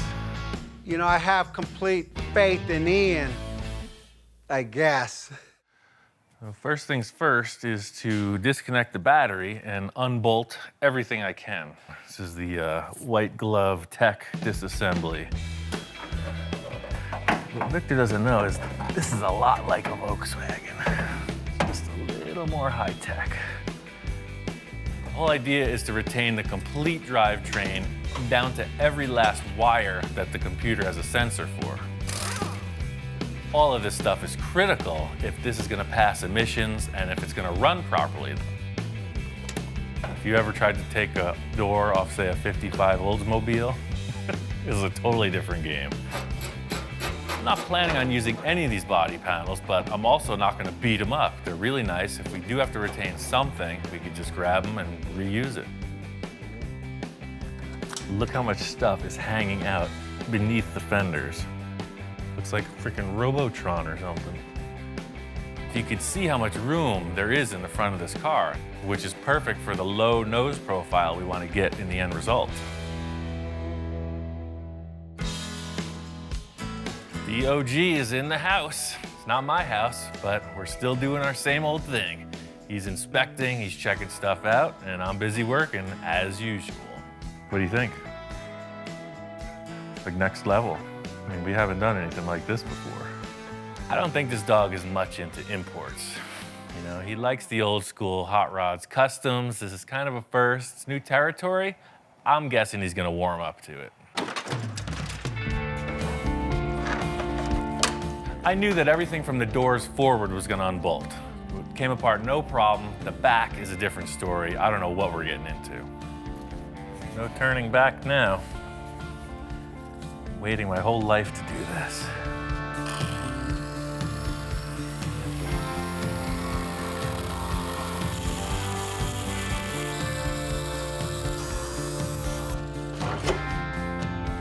That's exactly what I was hoping to see. So now I can cut this bubble away and we got tons of room for a tire. He wants flavor, I got it right here. Tire's this big.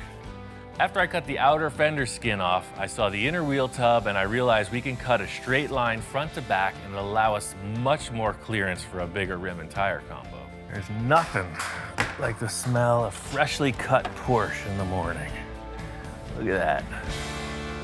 One last thing that's in the way, and I know we're not gonna need it, is the windshield. The thing about this Boxster is that the windshield frame is a roll bar, and it's got a bunch of electrical wiring going to the rearview mirror. Sometimes things don't come easy, you know? I started off with my surgical precision and got all caveman on it in the end.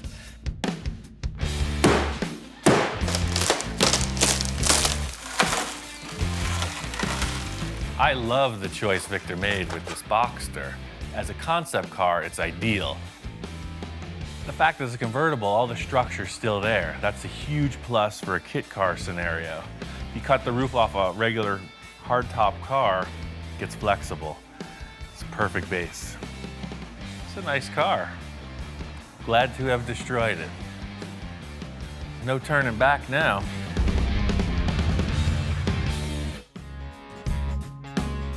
This thing's looking like a blank slate. I'm really happy with the way it broke down. What the heck did you do to my Porsche? Victor comes in reacting in his typical way when he sees something that's pretty shocking. He's trying to hold it together. You know, I think he's a little concerned. I came in and man, it's like worser looking than I thought it would be. I mean, in taking this thing apart, it's really showed me how much room we have to be creative. There's no mechanical stuff ahead of the axle in the front or behind the axle in the rear. So it's pretty much open to whatever you want to do design-wise. As Victor's walking around, I'm just giving him a rundown of all the positive things I'm seeing in this vehicle underneath. How all the structure's still intact, how we didn't need that windshield that's broken all over the place in the corner, and he's responding. He's kind of getting it. Ian started explaining, then I started getting excited. Hey, this is the first step. You see all the wires, nothing's been cut. So everything we need to either bypass or reinstall, it's just a plug-and-play system. This thing has so many sensors on it. I told Ian, all I care about is that that car runs after it's all stripped. Apparently, he's found out that if you tamper with the electronics, these cars go into a safety mode and they won't start. Yeah. Everything is the same. Awesome, man, that's awesome. Like butter, that's why I took it apart this way. hook the battery up, it runs. I think it's gonna be a good go-kart, man.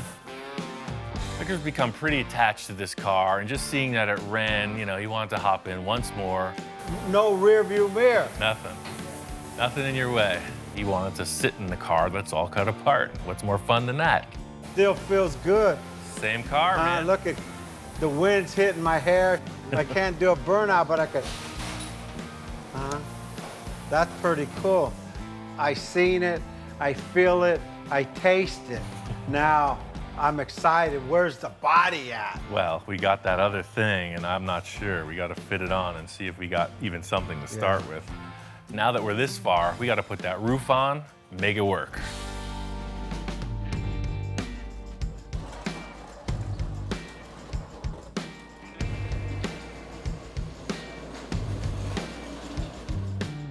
I mean, just to realize some form of an idea to hack two cars apart is a pretty big investment on your part. I hope something here is going to work. I got to cross my fingers. 1, 2, I need more luck. 3, 4, 5, 6. Okay, let's go for it, man. The thing that I was mainly concerned with from the start is how wide that dashboard is. That actually fits. Wow. What the heck?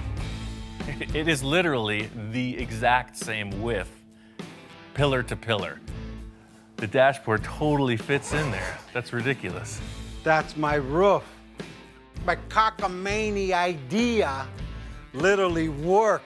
I'm that guy that just thinks these crazy things up and hope they work. I mean, I'm even crossing my fingers now, and that thing worked.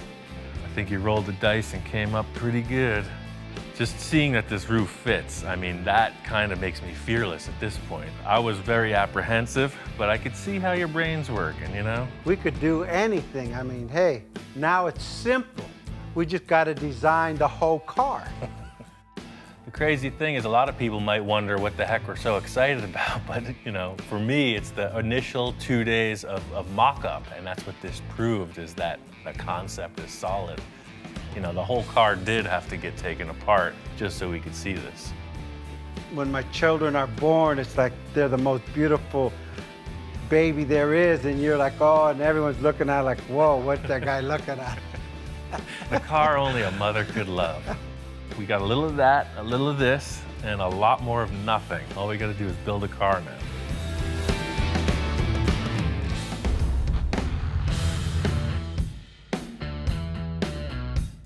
Out here in Pasadena, the Art Center College of Design, their annual car show.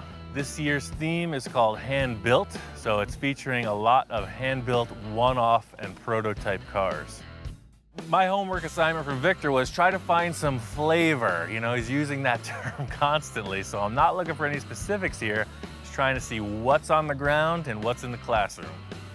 The coolest thing about this show is that it's all invited guests, alumni, designers, cream of the crop. So all of the cars here have some design elements to pull from, whether it's super antique or super futuristic. A few years ago, I was invited to this show with the Space Junkie in its first incarnation, so it was really an honor to be invited. You can see the stuff here is world class.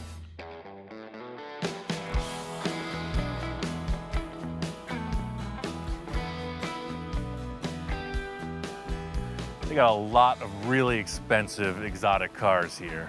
I was looking at this McLaren mostly because it has a side vent profile that mimics what Victor and I were discussing. There's also a lot of stuff that I can't even pronounce. Carbon fiber, one-off prototype supercar stuff. This McLaren has a door that opens by a wave of your hand. I don't know how it works. A heat sensor? It's like the magic touch, look at that. Yes.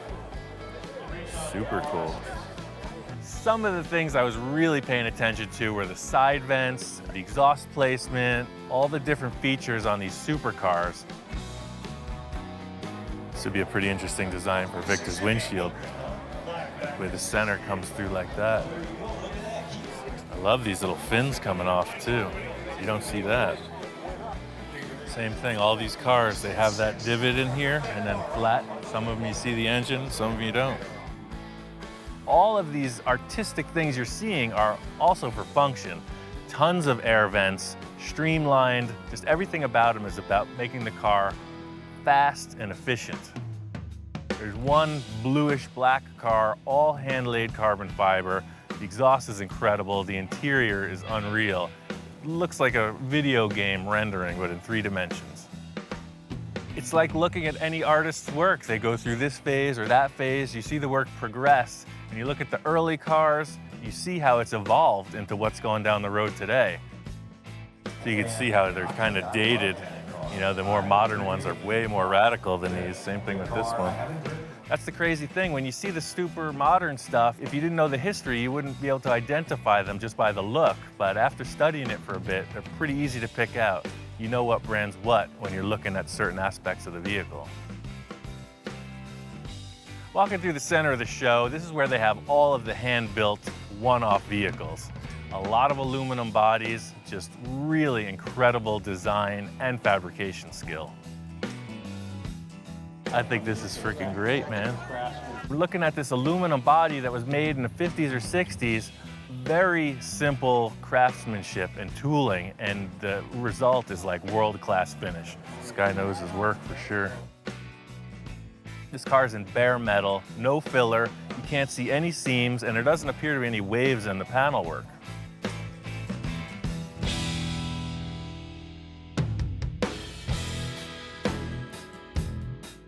It's really about trying to find something unique. I'm looking for the oddball. There's this 1936 Scarab. It's like a minivan from the past. Incredible. The thing I love about 30s cars is the Art Deco stuff. This is totally inspired by some kind of an insect. You see the beetle on the front, the way this all opens up. I don't even care how this applies to the car we're doing, but come on. Flathead V8 in the back. I want this. I'll trade this guy 6 cars for this car.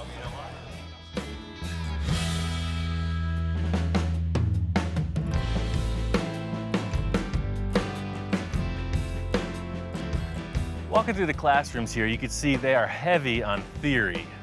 Sketching, illustration, the whole deal. It's all about ideas. The Art Center is all about the new young talent, and I'm kind of scamming in a little on that. Checking out the classrooms, looking around, see what all the hot young designers are up to. It's really about trying to find something unique. I want something that's completely unidentifiable and like hypnotizing. I'm really charged up. I got a million ideas. I took a bunch of pictures I want to share with Victor. I think we're ready to get started on this build.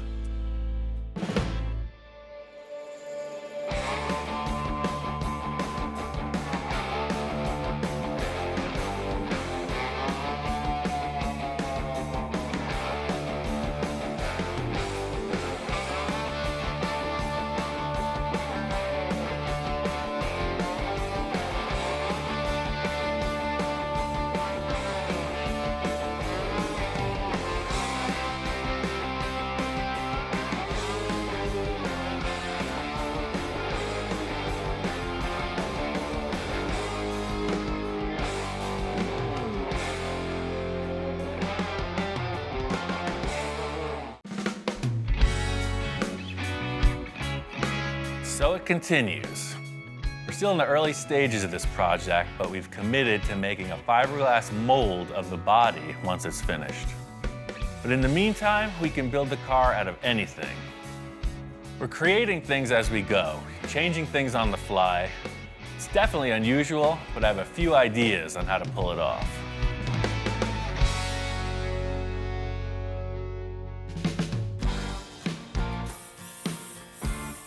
Ian, how you doing? What's going on?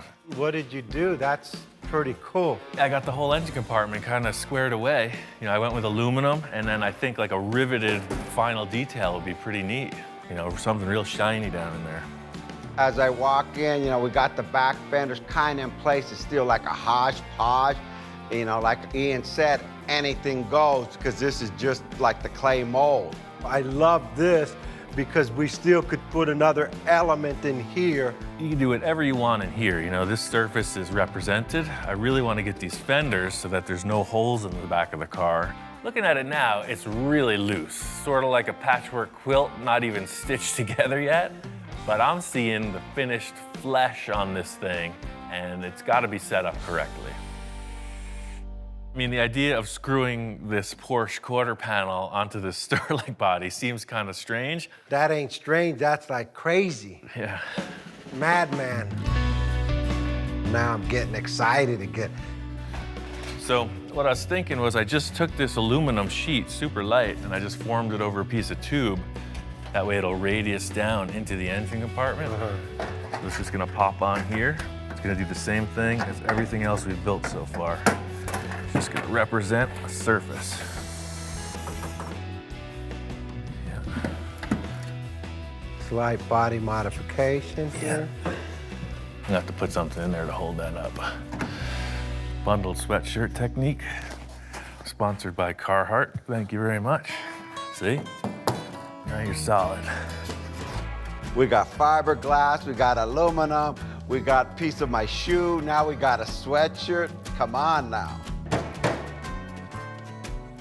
Nobody breathe. See that? There goes my Sterling. Greased it out.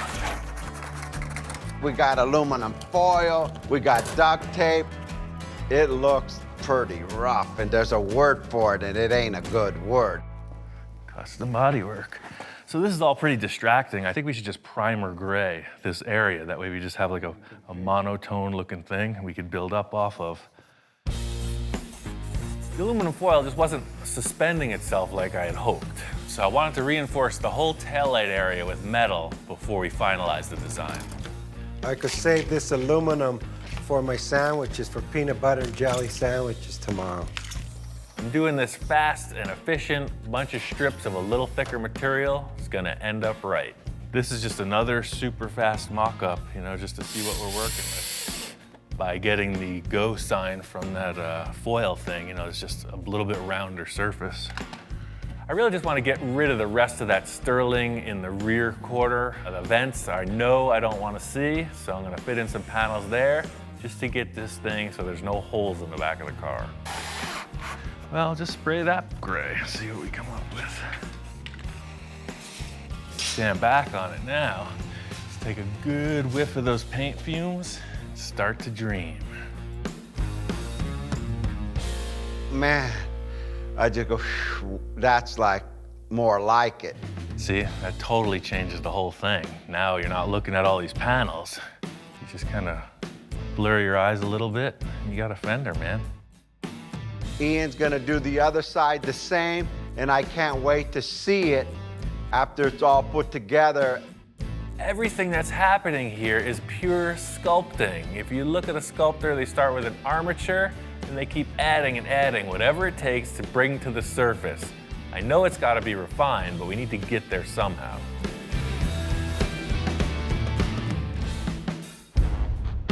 Got this passenger side pretty much matched to what Victor and I agreed on over there. Where I'm at now is I need to get this surface workable.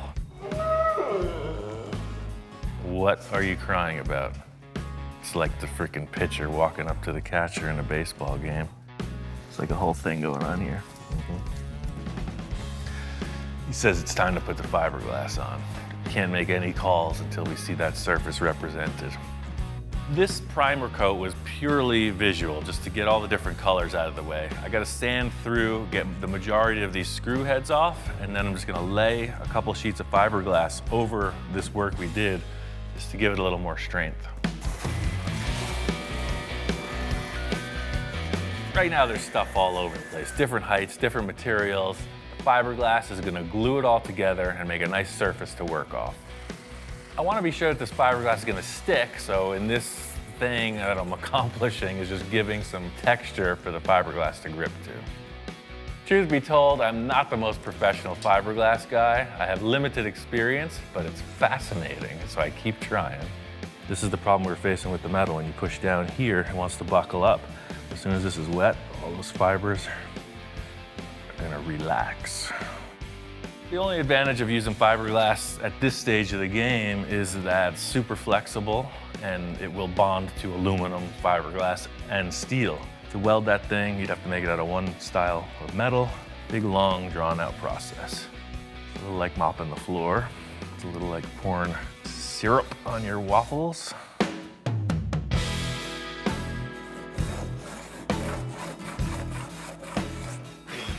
I laid up that fiberglass, it's set just fine. I put a quick skim of body filler on and cut it back just to see what our heights were.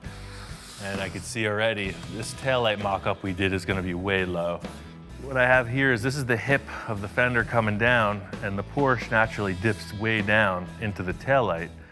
I'm gonna just fiberglass right over these, and we're gonna have to cut new taillight holes. I feel good about this, you know? It's not just anybody who can throw a bunch of sheet metal screws and saran wrap and build a supercar, but watch me go. Everything looks so rough. I just want to get it looking more like a fender when Victor gets here. So this is less auto body tech and more fun body filler tech. Purely like icing on a cake. Fiberglass is hairy and scary. See, this stuff's a little bit smoother. As loose as it seems, I think it's starting to flesh out, and everybody's gonna understand why I went this way.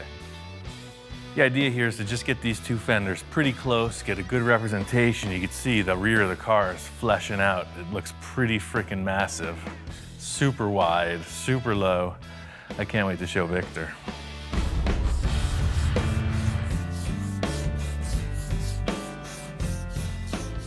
I came in today, Ian, doing some body work. I used to do that myself. I said, give me the sanding block, and I started shoot. I didn't lose a darn thing. I mean, you could tell I'm totally committed. When's the last time you see me doing body work?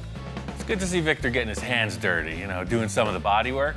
We also got these two tools from Eastwood that'll help ensure that these lines on the car are symmetrical. We're pretty close. And I'd like to see that in primer so it all, you know, ties in and we could get the big picture to make sure the fenders are the same. Oh yeah, for sure. Primer gets rid of all the different tones. The gray just evens everything out. It's the best way to look at something in progress. It's like nothing I've ever seen before.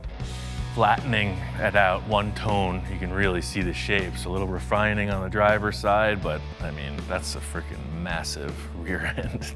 How much more work do you need to make a mold? You need it finished, right? Oh yeah, the better we make the model, the better the mold comes out. Well, we could either turn the car around and start on the front, or if there's anything else you want to change back there, I'd say it's a perfect time to do it. Now it's like a whole bunch of like bumper back there or body. It's like nothing but rear end showing. I need just one thing to soften that up, and it's gotta be massive. We need to do some kind of crazy exhaust, right? Well, I mean, whatever you're thinking, you know, we've done a pretty substantial rearrangement in the back end so far. Everything here is really starting to come together, but I think the one big thing is gonna be the exhaust that sets this rear end apart from anything you look at. The 911 exhaust had these big exhausts coming out under each side of the bottom. You know, if you wanted to mask that, maybe have them come out through these holes or whatever. Yeah, I was thinking something kind of massive here in the middle. 3 or 4 muffler pipes sticking out of the back. Hey, I had a dream, you know? My initial idea in my mind was to see this massive car go by you, like what the heck was it? And all you see is this big old pipe with some fins coming out almost like a bomb. All the supercars got the fins on the bottom. Well, hey, guess what? I want the fins on the top and I want the fins on the side. Almost like a propeller to a boat, but straight. Okay. Victor's coming up with all these ideas about multiple exhaust tips, some kind of really exotic designs, and I'm saying let's just try to get some real world structure to this theory. Let's just make like a cardboard mock-up, come up with some kind of concept. All right, so whatever diameter exhaust you use is up to you, but I got this tubing from the fiberglass. I'll just cut this cardboard off. We'll have something to work with. It's way too small. Too small. That's like embarrassing, you know. We need some like volume here, man. So something more like this or this diameter, like way big. Yes, that's what I'm looking at. Remember, massive. Let's just tape them on the car, see kind of what we got proportion-wise. So, I mean, 3 sort of fits like that. That's an even better mock-up than freaking cardboard and drawing, huh? Well, stand back and look at that. I mean, 5-inch exhaust is pretty substantial. I was thinking of having a fin, and a fin, but I only need the fins on top, on the bottom, and the 2 on the side. And it changes the whole back end of that car. And then put fins on the bottom. Yeah, exactly, a fin, okay.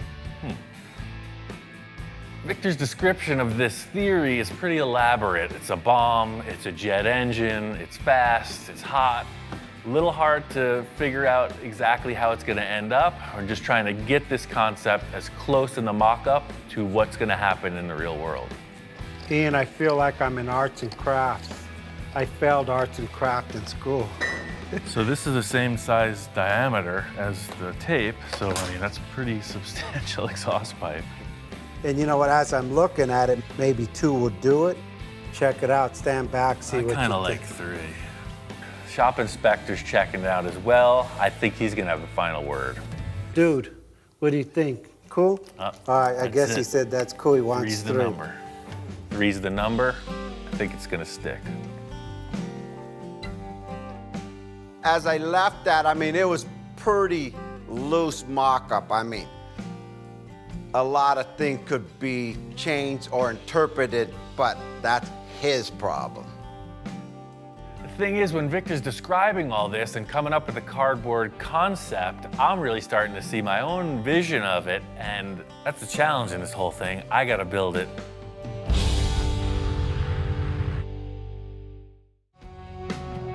Hands down, this is a pretty loose mock-up. Victor and I decided on 3 exhaust ports with a series of fins. The rest is kind of up to me. So I got a bunch of scrap stuff from the metal supply. This is aluminum plate. It's 1/2 inch thick. They just had all these squares in the remnants pile and a bunch of these cylinders. All I had to go off was this cardboard template and a couple rolls of tape, so you could see it's pretty darn near that. So these fins will be set up kind of crosshair style at 90-degree intervals, and then they'll all screw together. In a perfect world, I would have a lathe and a mill. I would probably set this in the mill on the slider deal and have lines perfectly parallel with each other. But I don't have a mill. I've got a magic marker, a somewhat flat table, and a roofing square. I don't have a lathe. I'm using a marker. Hey, a marker on the table is gonna be fine. Stick with me. One thing I'll concede to is the fact that the design and development of this piece is a little unorthodox, but that's just business as usual around here. It's gonna sit right in the center of that square. Your fins are all already dictated as far as how they go, 90 degrees apart from each other. I can come in with the plate right up to that line and set it parallel with this here and scribe straight up. Got this really rudimentary jig on the table. What it's going to afford me is the ability to mark each fin location symmetrically. And then they'll all screw together. So I know we're going to get these parts polished in the end. So the idea of it being modular, they'll be able to easily polish it and then we can reassemble it. The whole thing here is the billet aluminum fad. When it looks high-tech, machine finish, looks expensive, it looks classy. I'm gonna do it without the expense or the class. Now, these are all together. They go back onto their jiggy jig and we set up the design for these fins. Victor's fins looked a lot like this square. They were triangular. Instead of having this pointy triangle shape, I think it should go straight back, more jet-like. Sort of like that. This is inside the car. Probably the majority of this is in the car. So really, all you're seeing is like that. This is a pretty big plate to cut. You could use any type of high-tech machinery in the world. But I think I'm just gonna use the common jigsaw.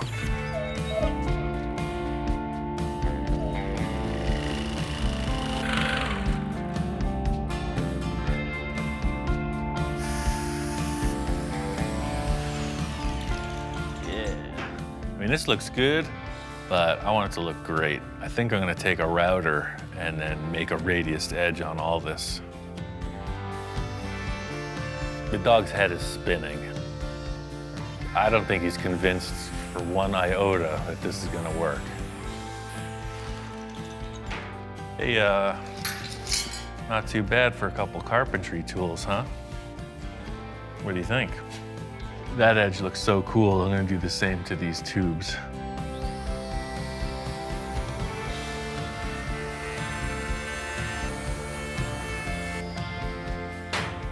What's not to like about that? I was thinking that having these stacked together, it could be added to by just putting the spacer through here. And in effect, what that does is make it look like this fin travels right through and makes it look a little bit lighter. This thing is really starting to come together. I think the shop inspector is even starting to get convinced. Again, this is all still just roughed out. If you have to cut it or modify it, so we will. So you can see, it's gonna go right in the middle of that license plate opening. See now. Now he's finally conceding. We're just gonna cut out in here and then something like this. It's gotta go in a good 8 or 9 inches.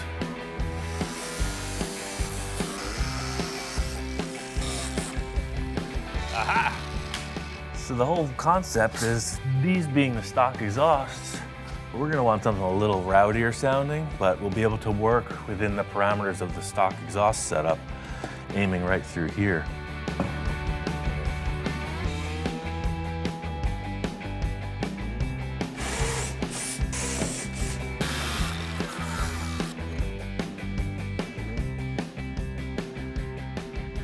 Oh yeah, that's totally cool. That's exactly what I was hoping to achieve. There may even be more fins coming out the width of the car below, but that's rocket ship. Looks like it's gonna fit. It can be adjusted later. I just have one other element that I want to surprise Victor with. I'm very happy with everything. Mostly that it's like, can be like skee ball.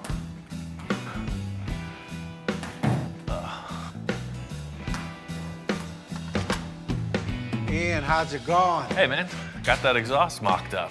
That's rad, man. After I opened the door, I looked straight to the car. I know I say, wow, this was wow. That ain't what I give you when I left. Yeah, no, I made a few changes. Victor walks in and I could tell right away he's digging it. It's a far cry from a cardboard tube. And it's centered with the car and it gives it just enough bulk to give it like, look, I got the power behind me. He's thinking, hey, is that okay with you? What's he looking on the table for? What's there? Oh, the last thing we were doing when you walked in was these three. I forgot about them until he just reminded me. Hey. So you know that intake you had over there in the other shop? I took 3 of the horns, the intake horns, and I made them fit the tubes here. These work as an additional element, like crosshairs. So they just go in like a key, right? You index it, you turn it, and they clip right in. What a difference. Dude, thanks. Dude, thanks. I almost forgot about that. That exhaust system is wicked. I mean, look at that. What we've achieved so far is pretty solid. The rear end's looking good. We haven't even considered the front of the car. So we're really just still in the clay model stage of this thing. You know, anything can happen with the taillights. The exhaust will go in on the final body. I think we should spin this car around and get on to the front. Again, we just finished. Right. I'm tired. Yeah, I know. You know, right away, Ian, hey, I'm slowing the build down. We're talking too much. He wants to get on the front, and I'm going, wow, well, let me absorb the back, Ian. Challenge is really making this thing match front, back, side to side. I think that if we get these 2 front fenders and some kind of a grille bumper represented, that'll give us the answers to the side pods and the roof line. Yeah, because that roof line's got to change like dramatically. Hey, you picked the Sterling, man, not me. So the same thing goes for the nose of this. You saw the process in the back. Anything you find, file cabinets, space helmets, you name it. Anything you want to put on the front, we just fiberglass over it, and that becomes the model. I thought I was lost in the back. I'm really lost in the front. I've got some ideas. I know Victor's head is spinning. What we achieved in the rear, I can't wait to transfer that energy into the nose of the car.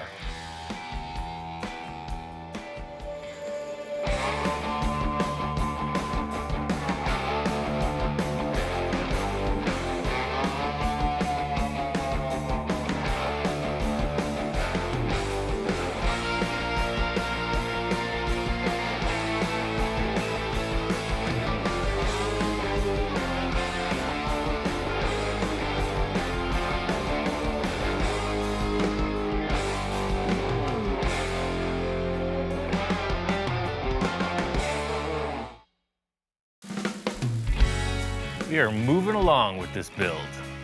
Because we're gonna make a mold of the entire car in the end, it's been kind of an unusual process. It's allowed us to use a lot of different pieces from different cars. Some good, some not so good. But at the end of the day, I gotta make it work with the design we're going for.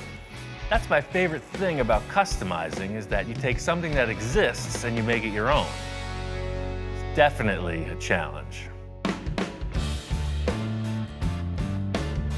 Front end of this car is pretty much redefined. I really like the concept with the fenders we're using so far. The challenge was getting it to match this new Lamborghini style nose. The crazy thing is I think I got away with this. Putting the Lamborghini nose on here was a real hard mend with this contour, but by using these lenses, it really helped this flow right down into the steep angle of the nose. It's pretty cool, huh? Because you can see now, just another clay model representation. It's probably the headlights. If you see the lenses, then you'll understand. These plastic lenses, they really helped me create this symmetry because I have definite mounting points and angles to contour the fenders off of. So the reason I wanted to use these was because this curvature here, you can see it gives the fender a reason to flow right down into that steep angle from the other nose piece. You could go any direction with the headlight choice. You know, something super expensive, maybe even Lamborghini headlights.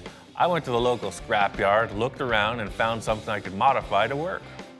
The thing I saw firstly was this cool shape. I don't know how to describe it, but what I like most, it's got a really modern projector-style headlight bulb in there, and we could modify anything inside this housing. I don't know how Victor's gonna feel, but to me, look at this. This is a really unique looking lizard-faced car. It's pretty awesome.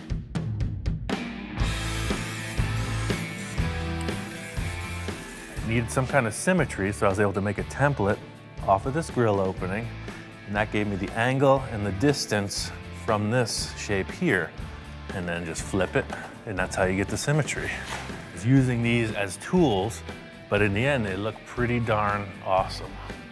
Cool fact of these headlights is they are production car parts. They got some numbers on them. I'm sure we can get a duplicate set. It's a really unorthodox way to build a car. We've never done it like this before. I just hope we can tie it in as the end time comes, because it's pretty loose. There's two giant holes in the side of the car. Just don't look at that, don't look at the roof. The nose looks good. The big challenge in this whole thing is that we're kind of just coming up with one aspect of the build at a time. It's almost like charades. In other words, I have a piece and I'm explaining, you know, sounds like this, feels like this, and Victor comes up with what he hopes is a solution. Or versa versa. Victor brings in some stuff and I gotta figure out how to put it together. This nose piece is completely void of any grill or insert. You know, I'm working on the headlights, the upper side of it. The wheel arches need to get fit in as well. You can see that this wheel arch opening definitely is not going to be okay. It's way too far out. I got an idea that just might fix the problem pretty easy. Victor's showing me all these old parts laying around the yard, you know, and he's optimistic. I'm thinking these burnt up fenders are worthless. It turns out I need this shape for this task.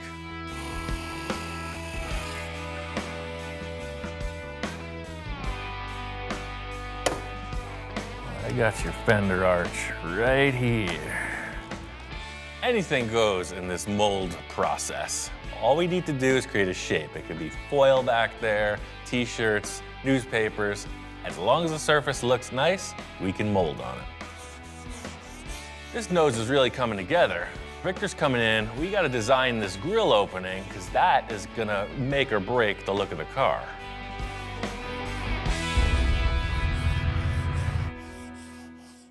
Ian, what's going on? Hey, hey. These occasional visits by Victor is kind of like the shop manager coming in and checking on the employee's progress. I think it's essential that he's here during the whole thing. Wow, what a difference. That's amazing. You blended in that Lamborghini front end like perfectly. It's good to see that Victor's happy with the front end. I showed him my idea for the headlights and I could see his wheels are turning. He's kind of liking the idea. Yeah, no, that's gonna look awesome, man. Look at that. It's gonna give you that like mean look. And what I love about what he did when he contoured the hood in the headlight, it gives you this like round fender, just sleek, like made for speed, you know, supercar speed. This guy nailed it again. So, as usual, you told me what to do and I did my own thing anyway. So I moved the nose in a little bit shorter. Yeah, I noticed you took about 6 or 8 inches off. Remember, I wanted this thing to go like this, and then now it just goes like this. Victor is all about proportion, and he was coming up with these numbers that just didn't jive to me. So most of the time, I just have to do what I see fit at that moment. You know, the great question, what would Ian do? I just ask Ian and do it. You didn't cut it, did you? After all that labor and accomplishment, Victor's only got one thing on his mind, and it's like, did you cut the Lamborghini front end apart? Fortunately, I know I didn't have to do that, and the secret's safe with me. It's buried underneath plenty of filler. If you're cool with the way this is progressing, I say we get that lower spoiler in place and figure out what we're gonna do about the grille opening. Let's do it. That, since you've adjusted it to fit the wheels, it's wider than the actual piece now. The first thing that bothers me, you know, was definitely these little wings coming out here. I want to cut these little wings off of here and just take it and let the body come straight up to this point. That's a really nice piece to be cutting up, but we can do whatever. What were you thinking about the grille opening? Check this out. You know, Super Bowl, right? Right. Well, I bought a new TV. When I explained to Victor that we can incorporate anything into the design of this car, he takes it to heart. And I think he's trying to push the boundaries a bit. So here's the grill, literally. Check this out. I mean, I seen it and that's where I got it. Check it out. There's the grill right there. He's walking in the door with a pile of styrofoam. He says he bought a big screen television for the big game on Sunday. And for whatever reason, he's looking at these foam packing parts and it looks like the grill to a supercar to him. Ian's looking at it like, you know, scratching his head like this dude's out of it. Starting to get a little bit loose, man. You're throwing everything at this. First the TV, next the kitchen sink. What do you think? As Victor's giving me a sales pitch, I'm starting to respond a bit. I mean, yeah, it does have an interesting look. You put them together, it makes like a V shape that could be a grill. You can shape foam really easily. Okay, I think we can work with this. I see what you're saying. Look at this vent you get in here. I think if we just get this and just curve it a little, so now it's curved, just like everything we got curved. Sure, we got a few straight lines, but I just take the sharpness off, so it's just a little, you know, curve to it all the way around. You know, my job is to like give the basic concept and idea. Ian's job is to make it work and make it look good, because some of the stuff I come up with could be, you know, looked at kind of interesting, to say the least. You're not down with using the TV packing for the sports car?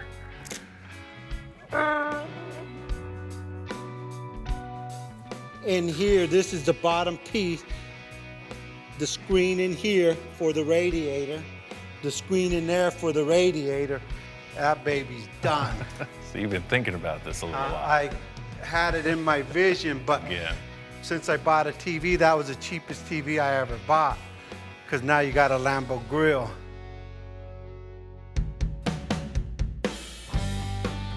Critical factor in how this grill bar is going to work out is the bottom opening of the chin spoiler area. You know, Victor didn't want to cut apart his Lamborghini stuff. I told him it would be super easy to make a replica of that in fiberglass and attach it to the car.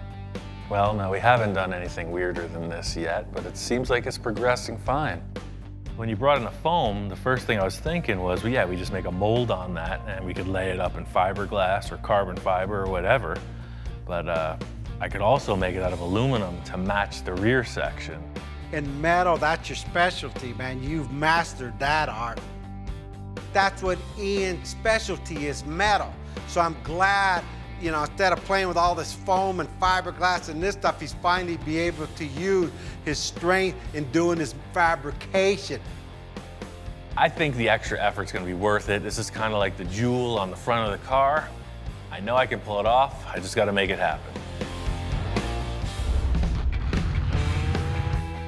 This concept Victor and I are coming up with, the foam model, is a loose interpretation. You know, my idea, making this out of aluminum, I'm gonna modify the shape just a bit, and that's really gonna set the whole design off. I think this is gonna have to be made out of 1, 2, 3, 4 pieces per side. Always thinking ahead on how we're gonna wrap the entire project together. By building this front grille out of aluminum, it ties in with the rear exhaust fin thing I created, so I think the aluminum will be a design aspect through the entire project. Victor was saying that this ridge here is gonna be a keeper, so I'm gonna try to mimic that in the aluminum. The idea is this is gonna be a hollow part, so I'm tracing it around the foam and starting to form each piece independently. Yeah. So you can see, when I cut that line, you got a nice ridge that matches the nose. The biggest challenge in this whole thing is I have to envision where I'm going without a sketch, only a discussion on every aspect of this project. In the end, you need a whole car that matches, so each part has to blend in somehow. These guys taper, but this is a straight shot, so I'm gonna join them right at that bend. So this is gonna be a little bit thicker because there's gonna be a lot of welding trying to keep this thing in shape. I think that this will help. I'm gonna cut 2 6-inch strips and just fold them.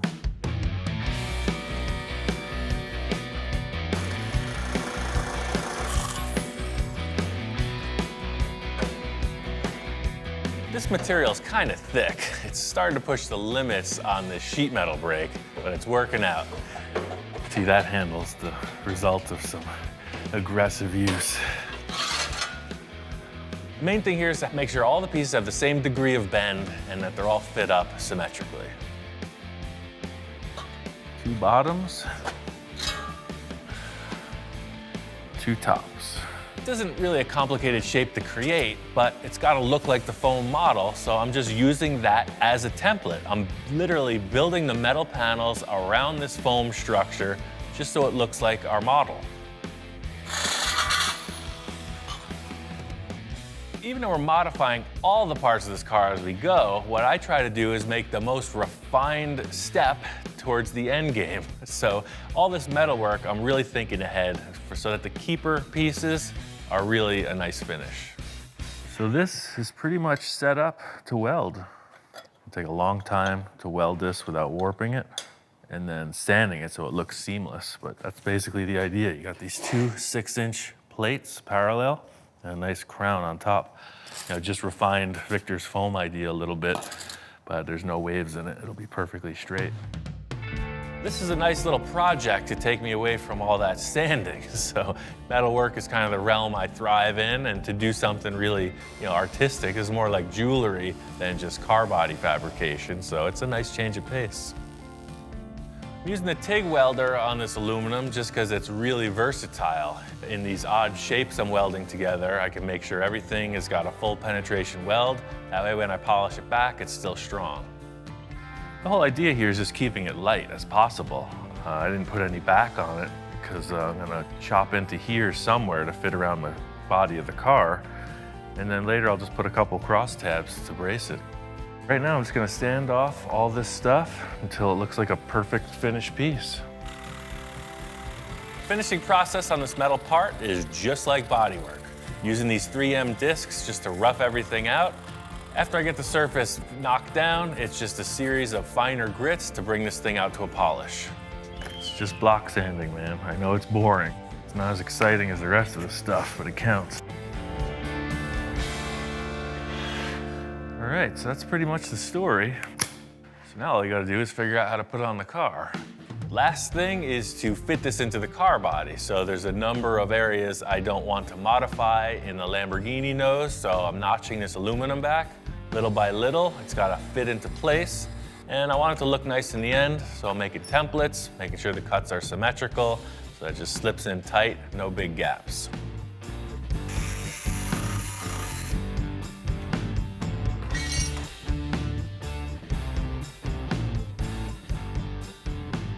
The whole thing is this face here is going way too far forward.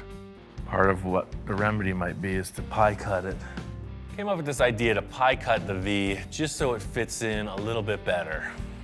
It's kind of risky to do at this point because I'm working right through the old weld joint. There's nothing to support it or really gauge the shape. Another trial and error thing. We'll see if it works out. Okay, that looks like it's doable.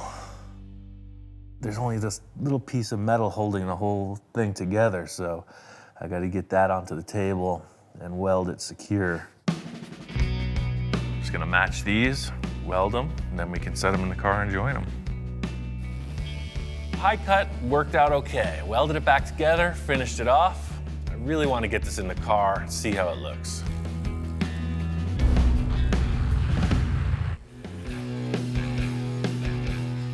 Changed around a few things from the original flat concept. You know, joined the center, filled in the whole thing here underneath, welded the underside.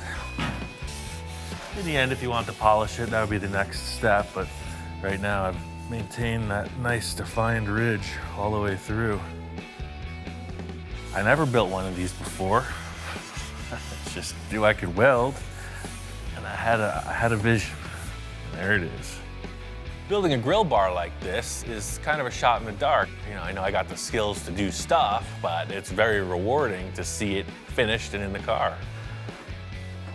Look at that thing. It's just what the car needs. A couple things I want to finish up before Victor checks it out. This is quite an improvement. One more element that's going to seal the deal. I'm always thinking, you know, everywhere I look, there's potential. From behind, curtain number 3. I found this mesh. I don't know what it is. It's like a paper substance. There was just a box of it at one of these scrap yards, and I bought it. It's like you can see me at certain angles, and when I turn, I disappear. The whole purpose of this mesh is to shroud the mechanical look behind the grill bar. It's also got to look cool, and most importantly, air has to flow through it freely for the radiators. Pretty space age, huh? It's not metal, it's not foam, it's something in between.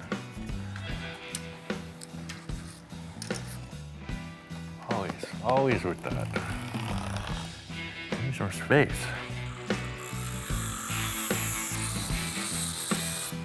I'm gonna mock up this mesh to complete the package, give it the whole look before I show it to Victor. Giving this mesh a quick shot of black spray paint. In the end, I'll finish this thing off really nice and get the proper fasteners in place, but this is all about the mock-up. Ian, wow, what a difference. That's words that I can't say on television. This guy made this grill out of aluminum and curved, rounded the edges. He really put a lot of thought in that because the craftsmanship on that grill is just like perfect. That is cool. And actually that finish is pretty cool. What did you put behind it? Is that a screen or what? It's this weird composite mesh. It's actually about a ½ inch thick, but it flows air perfectly. And you can see, you can't see anything behind it. It hides the radiators, has the flavor. everything's there. Just, I really can't tell till I see that one line across. The last step in this front end grille opening is the chin spoiler. You know, the bottom dimension. It's changed a bit because of our design. Put some envisioning tape across the front of the car just to come up with our parameters of the grille opening. I think we're gonna use some of the styling from the Lamborghini part. I'm just gonna make my own from scratch. That's kind of what I'm seeing, just to clarify with you. So this gray is basically representing the car body line. It's critical to have like a heavy element on the bottom. You know, that's what grounds the car. That's what makes it look super low. Right now, it's all up in the air. So to get this bottom part in place is gonna seal the deal. And again, we're not just sticking found parts on the car, man. We're making everything. So I'm all about that. So it'll look like the other part, but it'll be homemade. Let's do it. One of the benefits about working with fiberglass is that you can flesh out an idea pretty quickly. Well, Victor and I decided he didn't want this raised center section, and then he didn't want these upright fins on the side. So you can see what you get in the end. It's almost a perfect match.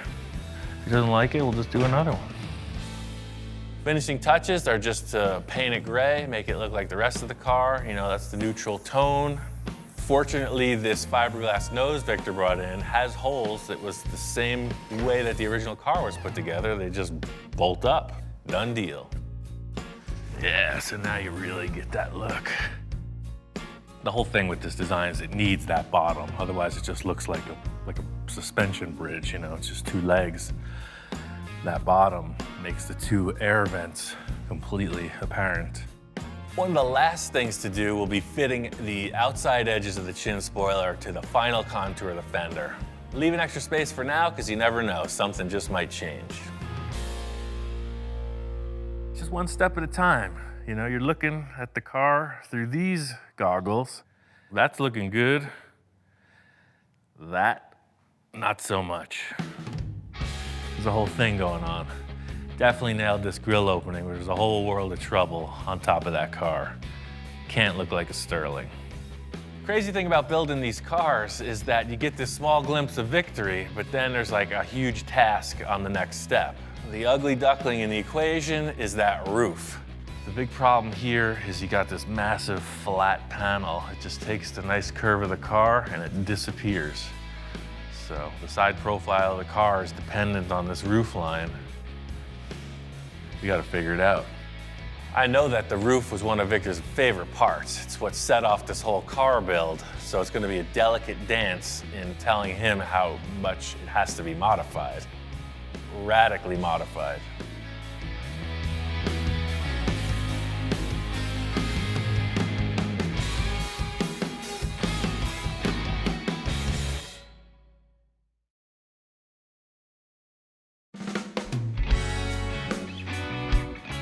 It's a long journey, but this build is beginning to take shape.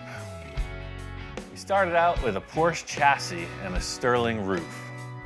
Victor loved the way this roof opened, and he wanted to build a whole car around it. So that's what we did. Because we're planning on making a mold of the body in the end, it's allowed us to use whatever parts we want to design the car. Now, we just got a part that doesn't belong. Making a lot of progress on this car, but looking at it front row center, we got a huge issue with this roof contour. Some of the concept cars Victor had shown me pictures of had this wraparound windshield detail, and you know, that's what I'm throwing on the table. Right off the bat, I tell Victor I got this idea that the windshield, you know, could look like a motorcycle visor on a helmet. You know, they go up and down, and it looks space age. So by putting this round window, like you said, like a windshield of a helmet, Right. that will match this perfectly. Oh, Everything's curved, supercar, wrapped around window. The window comes up to get in and out, man, that would be like off the chart. So can you achieve that? Well, I don't even ask. My question is, When? when are you gonna do it? Well, I think first we'll have to make a paper template. Just like the rest of this car so far, we're going to build off of the Sterling body, create something new. Victor and I discussed the possibility of using another vehicle's windshield. I just don't see anything that looks like spaceship stuff, so we're gonna have to build it ourselves. The thing is, if the windshield is just one piece and it opens with the roof, that's super trick. You just don't see that on the street. So that's the thing. This is the pitch of your windshield at this point, so you see it's not a very big visual. Let's move it back 6 inches, move that line to there. Drive right to the Okay, seam. right there. Okay, now we got a lot more pitch. See, there we are. Now that's more. In the core, it's gonna come up. Just like the rest of the car, the Sterling is now just a template tool. So I'm laying up cardboard on it because I know it's even and symmetrical, and just seeing what kind of curve it'll offer. With this idea of this curved windshield, you know, a flat rooftop just isn't gonna look right. It's gonna look like somebody sawed the top of the car off, so it's gotta all contour together to complement the nose. Like you're saying, and you got your freaking rise. Yep, we got our little arc there. So I'm just gonna make an exact template of this window, and we'll flip it over to that side, so this curve that's coming up around the back will then turn around the exact opposite. I think Victor's main goal with this roof is to do something you just don't see. You know, he uses these words, these big words like iconic, timeless, supercar. His loose perception of reality is easily translated by my forehands. So you want to create like a little dome shape off the roof, like up there, like that. That's it. That's what's missing. I love the idea of this mock-up with the cardboard for the one-piece wraparound windshield. It's exactly what I was thinking. Motorcycle helmet visor. I think it's a keeper. Finally, we get rid of the ugliest part of the car, man. Let's just bury that Sterling. We bury the rest of it. Just don't dig it up again. Dude, that was my inspiration. The Sterling started the whole project, so that hurts. And the Porsche Sterling, how do you think it feels? Oh, it's done. I think I sold Victor on this idea. There's nothing to it but to do it.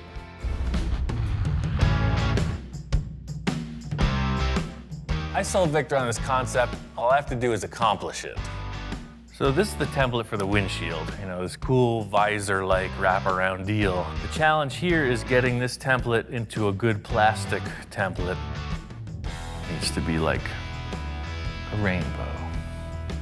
Plan here is to get down with my bad self. I got some acrylic sheet. I'm gonna make a better template that should represent this windshield in its three-dimensional grandeur.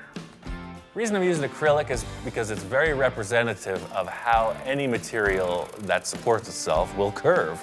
The potential to create a glass piece in the end is totally possible by forming this out with acrylic sheet. Like I was saying with the paper template, this acrylic template still needs to be refined. The main thing I was working with here was this surface and the wraparound to create the new roof. You can see here, all these mismatch in spaces is just the simple second time around on the template. All I'll have to do is just take a tape border and increase it by that much all the way around. But that's the thing. We had to know what the plastic was gonna do on the roof edge before we could build it. I'm really happy with the way this windshield experiment is coming together. The whole thing is getting the roof contour to complement it. That's what's really gonna sell the concept. So we know what the windshield's gonna do as far as what the acrylic template will allow. And now to build this top of the roof contour, you know, there's a million ways to go about it. You know, my first thought, maybe find another car roof, or maybe a giant shape that has this dome I can splice off and use. But I've got another idea, and I really want to try it out. Nothing says supercar like a big bundle of cardboard on the roof. I had 10 gallons of this stuff from another project. What it is, it's a two-part expanding foam. So sort of like you put your catalyst in the body filler and mix it, that's the same process here. It's 50-50 ratio, 1 part to 1 part. I just don't really know how much it expands. Like, will this amount become that amount? I don't know. I like experimenting, bottom line. So if I do 2 of these of A and B, that's a gallon. I think 2 gallons.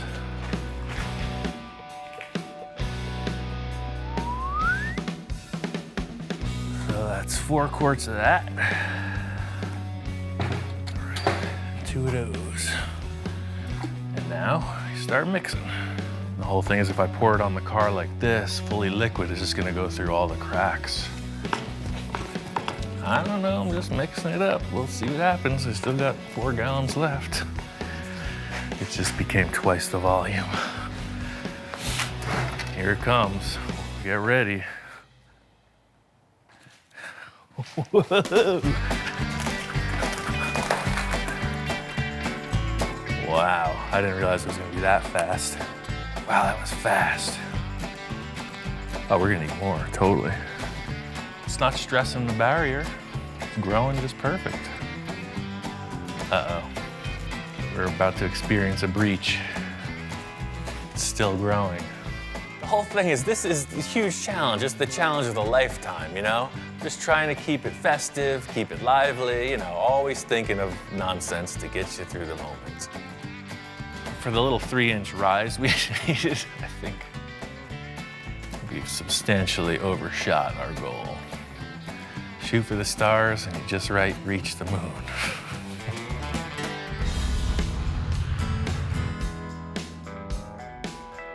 What we have here is a giant lump of expanding foam that is cured on the roof of this sports car.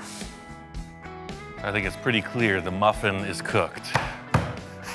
Definitely like one of those things you see coming out of the oven. Totally strong. That's why I use this foam, because it'll be able to be carved back and be a really good base for whatever we do, mold-wise. That's like Christmas morning. We're unwrapping that gift that you didn't want. That gift from Grandma, you know, the socks or the slippers, that's what we're doing. We're just, how am I gonna work with this? Time to get medieval on this. Like the great sculptors of yore, starting with a giant block of marble, I will create a masterpiece. Crazy thing is I only need about that much of this giant slab, so it's gonna take a while. It's safe to say I overshot the foam element considerably.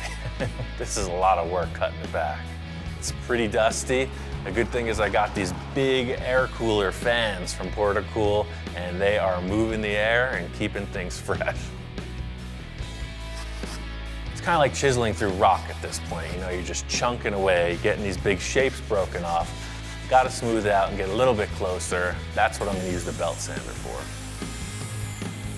Just eyeballing it. I know as long as I stay bigger than it needs to be, you know, anything goes.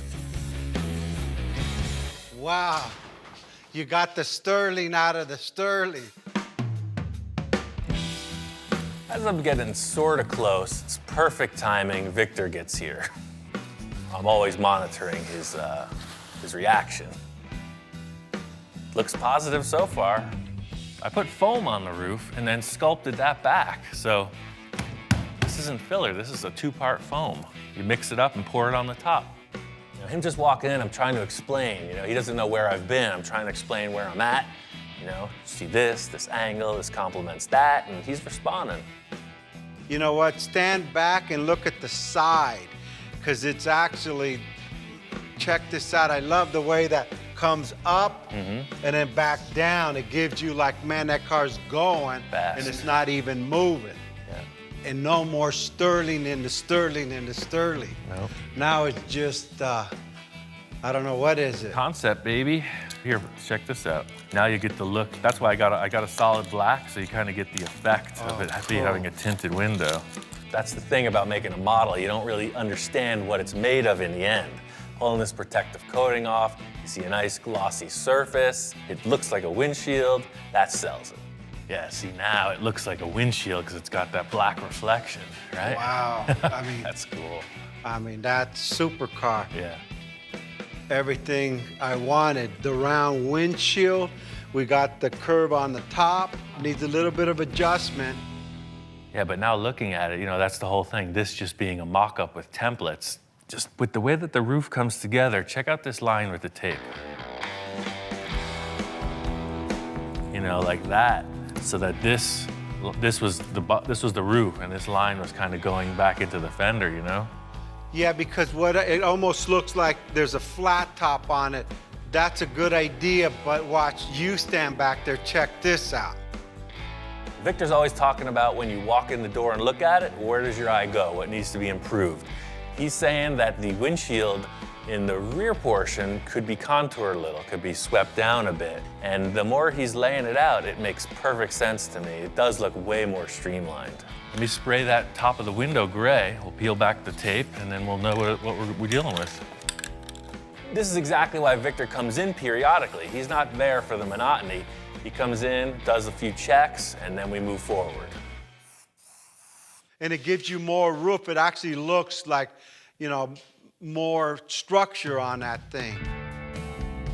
The modification in the back of this windshield area is just a perfect example of how things flow, according to Victor. One line makes the car look segmented, broken front to back. Another line makes it just follow through down into the rear portion. Yeah, so the whole thing is now on the other side of the car, it makes the roof look like it's just got a little cap on top. And by lowering that window line, it fits. Everything just flows right into the rear corners.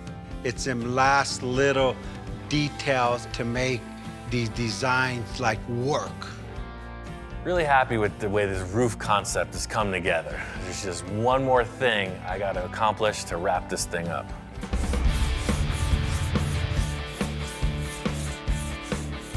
Finished the bodywork on this roof. I'm really happy with this. It completely negates the look of the Sterling, and it complements the nose perfectly. Victor's call with this line revision for the windshield nailed it. Definitely want to add some flavor to this cowl area of the car. I got a couple ideas. I'm just going to do something, and we'll see how it develops. From the start, Victor's coming up with all these crazy concepts. He wants this or that or the other thing, but he doesn't give much solid direction in the beginning stages, so that's my opportunity for artistic license. I got an idea about the way it should look, and I'm just gonna build it out. At least we'll get somewhere. Victor wants to revise it. You're threatening to run away from home. It's a hobo stick with a bag thing. You going somewhere? I guess so. Beat it, kid.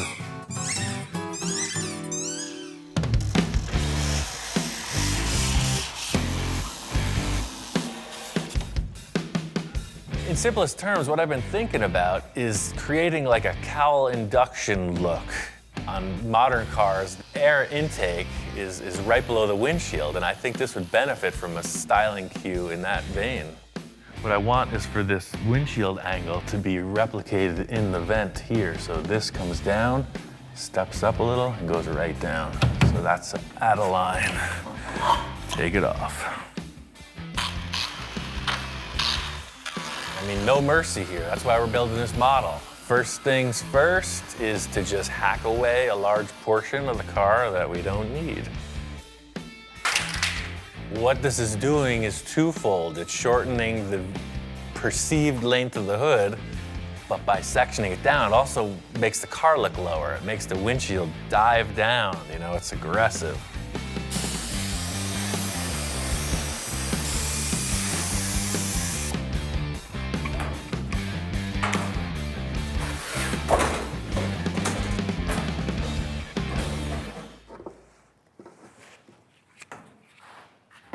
I mean, that vent shape, that's it. I love that. I just don't know what the client's gonna say. He's a little back and forth on things.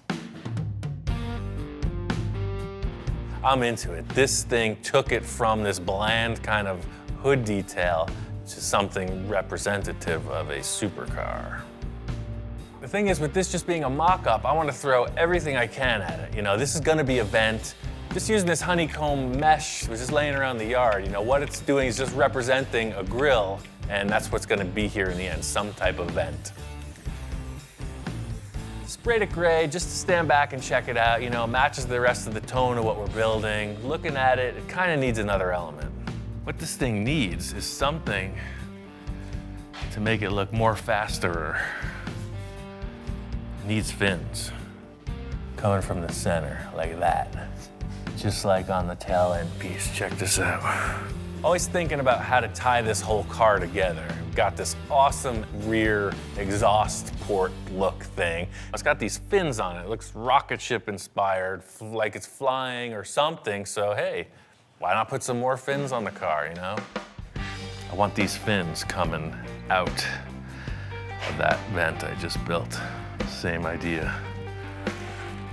So this is one of the cutoffs from those things. I'm just gonna transfer that right onto that.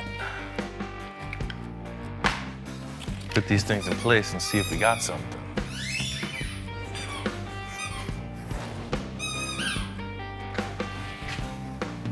Oh, that's mean, that's aggressive. That is the flavor. The whole thing with this is design, you know? I did it before with this piece. We're holding session here. Can you just compose yourself for 2 more minutes? That's all I ask. As I was saying before I was so rudely interrupted, same process as I did with these. Cut it, router it, sand it down, put it on the car. Pretty simple.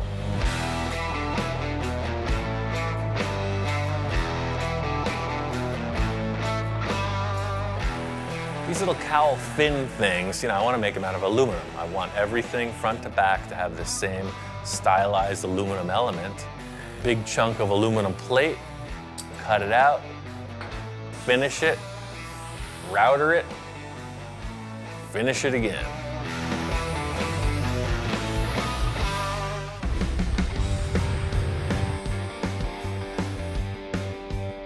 These little cowl fin things, you know, I want to make them out of aluminum. I want everything front to back to have the same stylized aluminum element. I got about 5 of these things made, and just as I'm finishing them, Victor's here. Yo, what's up? What's happening? What the heck did you do to the car now? Well, we were talking about having an event, right? Victor, understandably, doesn't know what's going on. You know, I'm working on these aluminum shapes, explaining what's happening. He's just kind of trying to take it in. Well, it needed something. You know, to me, the hood was just looking too long, so I created this vent around the windshield. And what's this all about here? I don't think I want cardboard here. These all questions at this point. You know, I'm trying to describe it. It's like, hold on, let me just put them on a car, show you what's up. So just like with these cardboard templates, you know, I made 5 of them, and we can space them out however you think is appropriate. You know, they're oversized. So, you know, something like this. That way it's like however we fit it out, you know, they look like they're jutting out of the vent, you know, aerodynamic. What do you think? Yeah, I really like that. That's like, it gives it another dimension. Look at now the Little car's jewelry, like yeah. flying without flying. I didn't want a spaceship. I just want a supercar. You gotta know I'm in the spaceship business, man. Victor really likes this shape that I cut out of the front. He loves the idea of these aluminum fins. He's just got a couple ideas about their final contour. At this point, it's simply trim and fit. You know, we're gonna make the taper on this double-sided instead of like the bullnose flat front, and it's very minimal. Same look, just a refined concept. Yeah, what a difference too. And by doing that, the air comes in through the, you know, the front of the grill, out to the roof and over. It's like I could see this in a wind tunnel. All these refinements look really cool. Victor's totally on board with it, you know? Everything's really coming together. The big issue is there's a huge hole in the side of the car. There's nothing there. What's coming up could be the biggest challenge yet.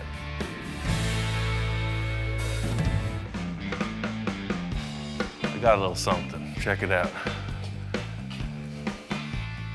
Carhartt collar. Oh yes, he's all about it.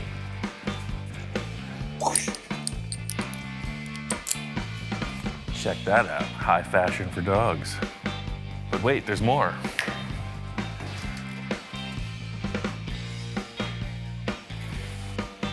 You know what that is, don't you? It's Smells like a fresh, new dog bed. What do you think about that? Oh yeah. Oh wait, you're twice the size you used to be. You like it? Very good.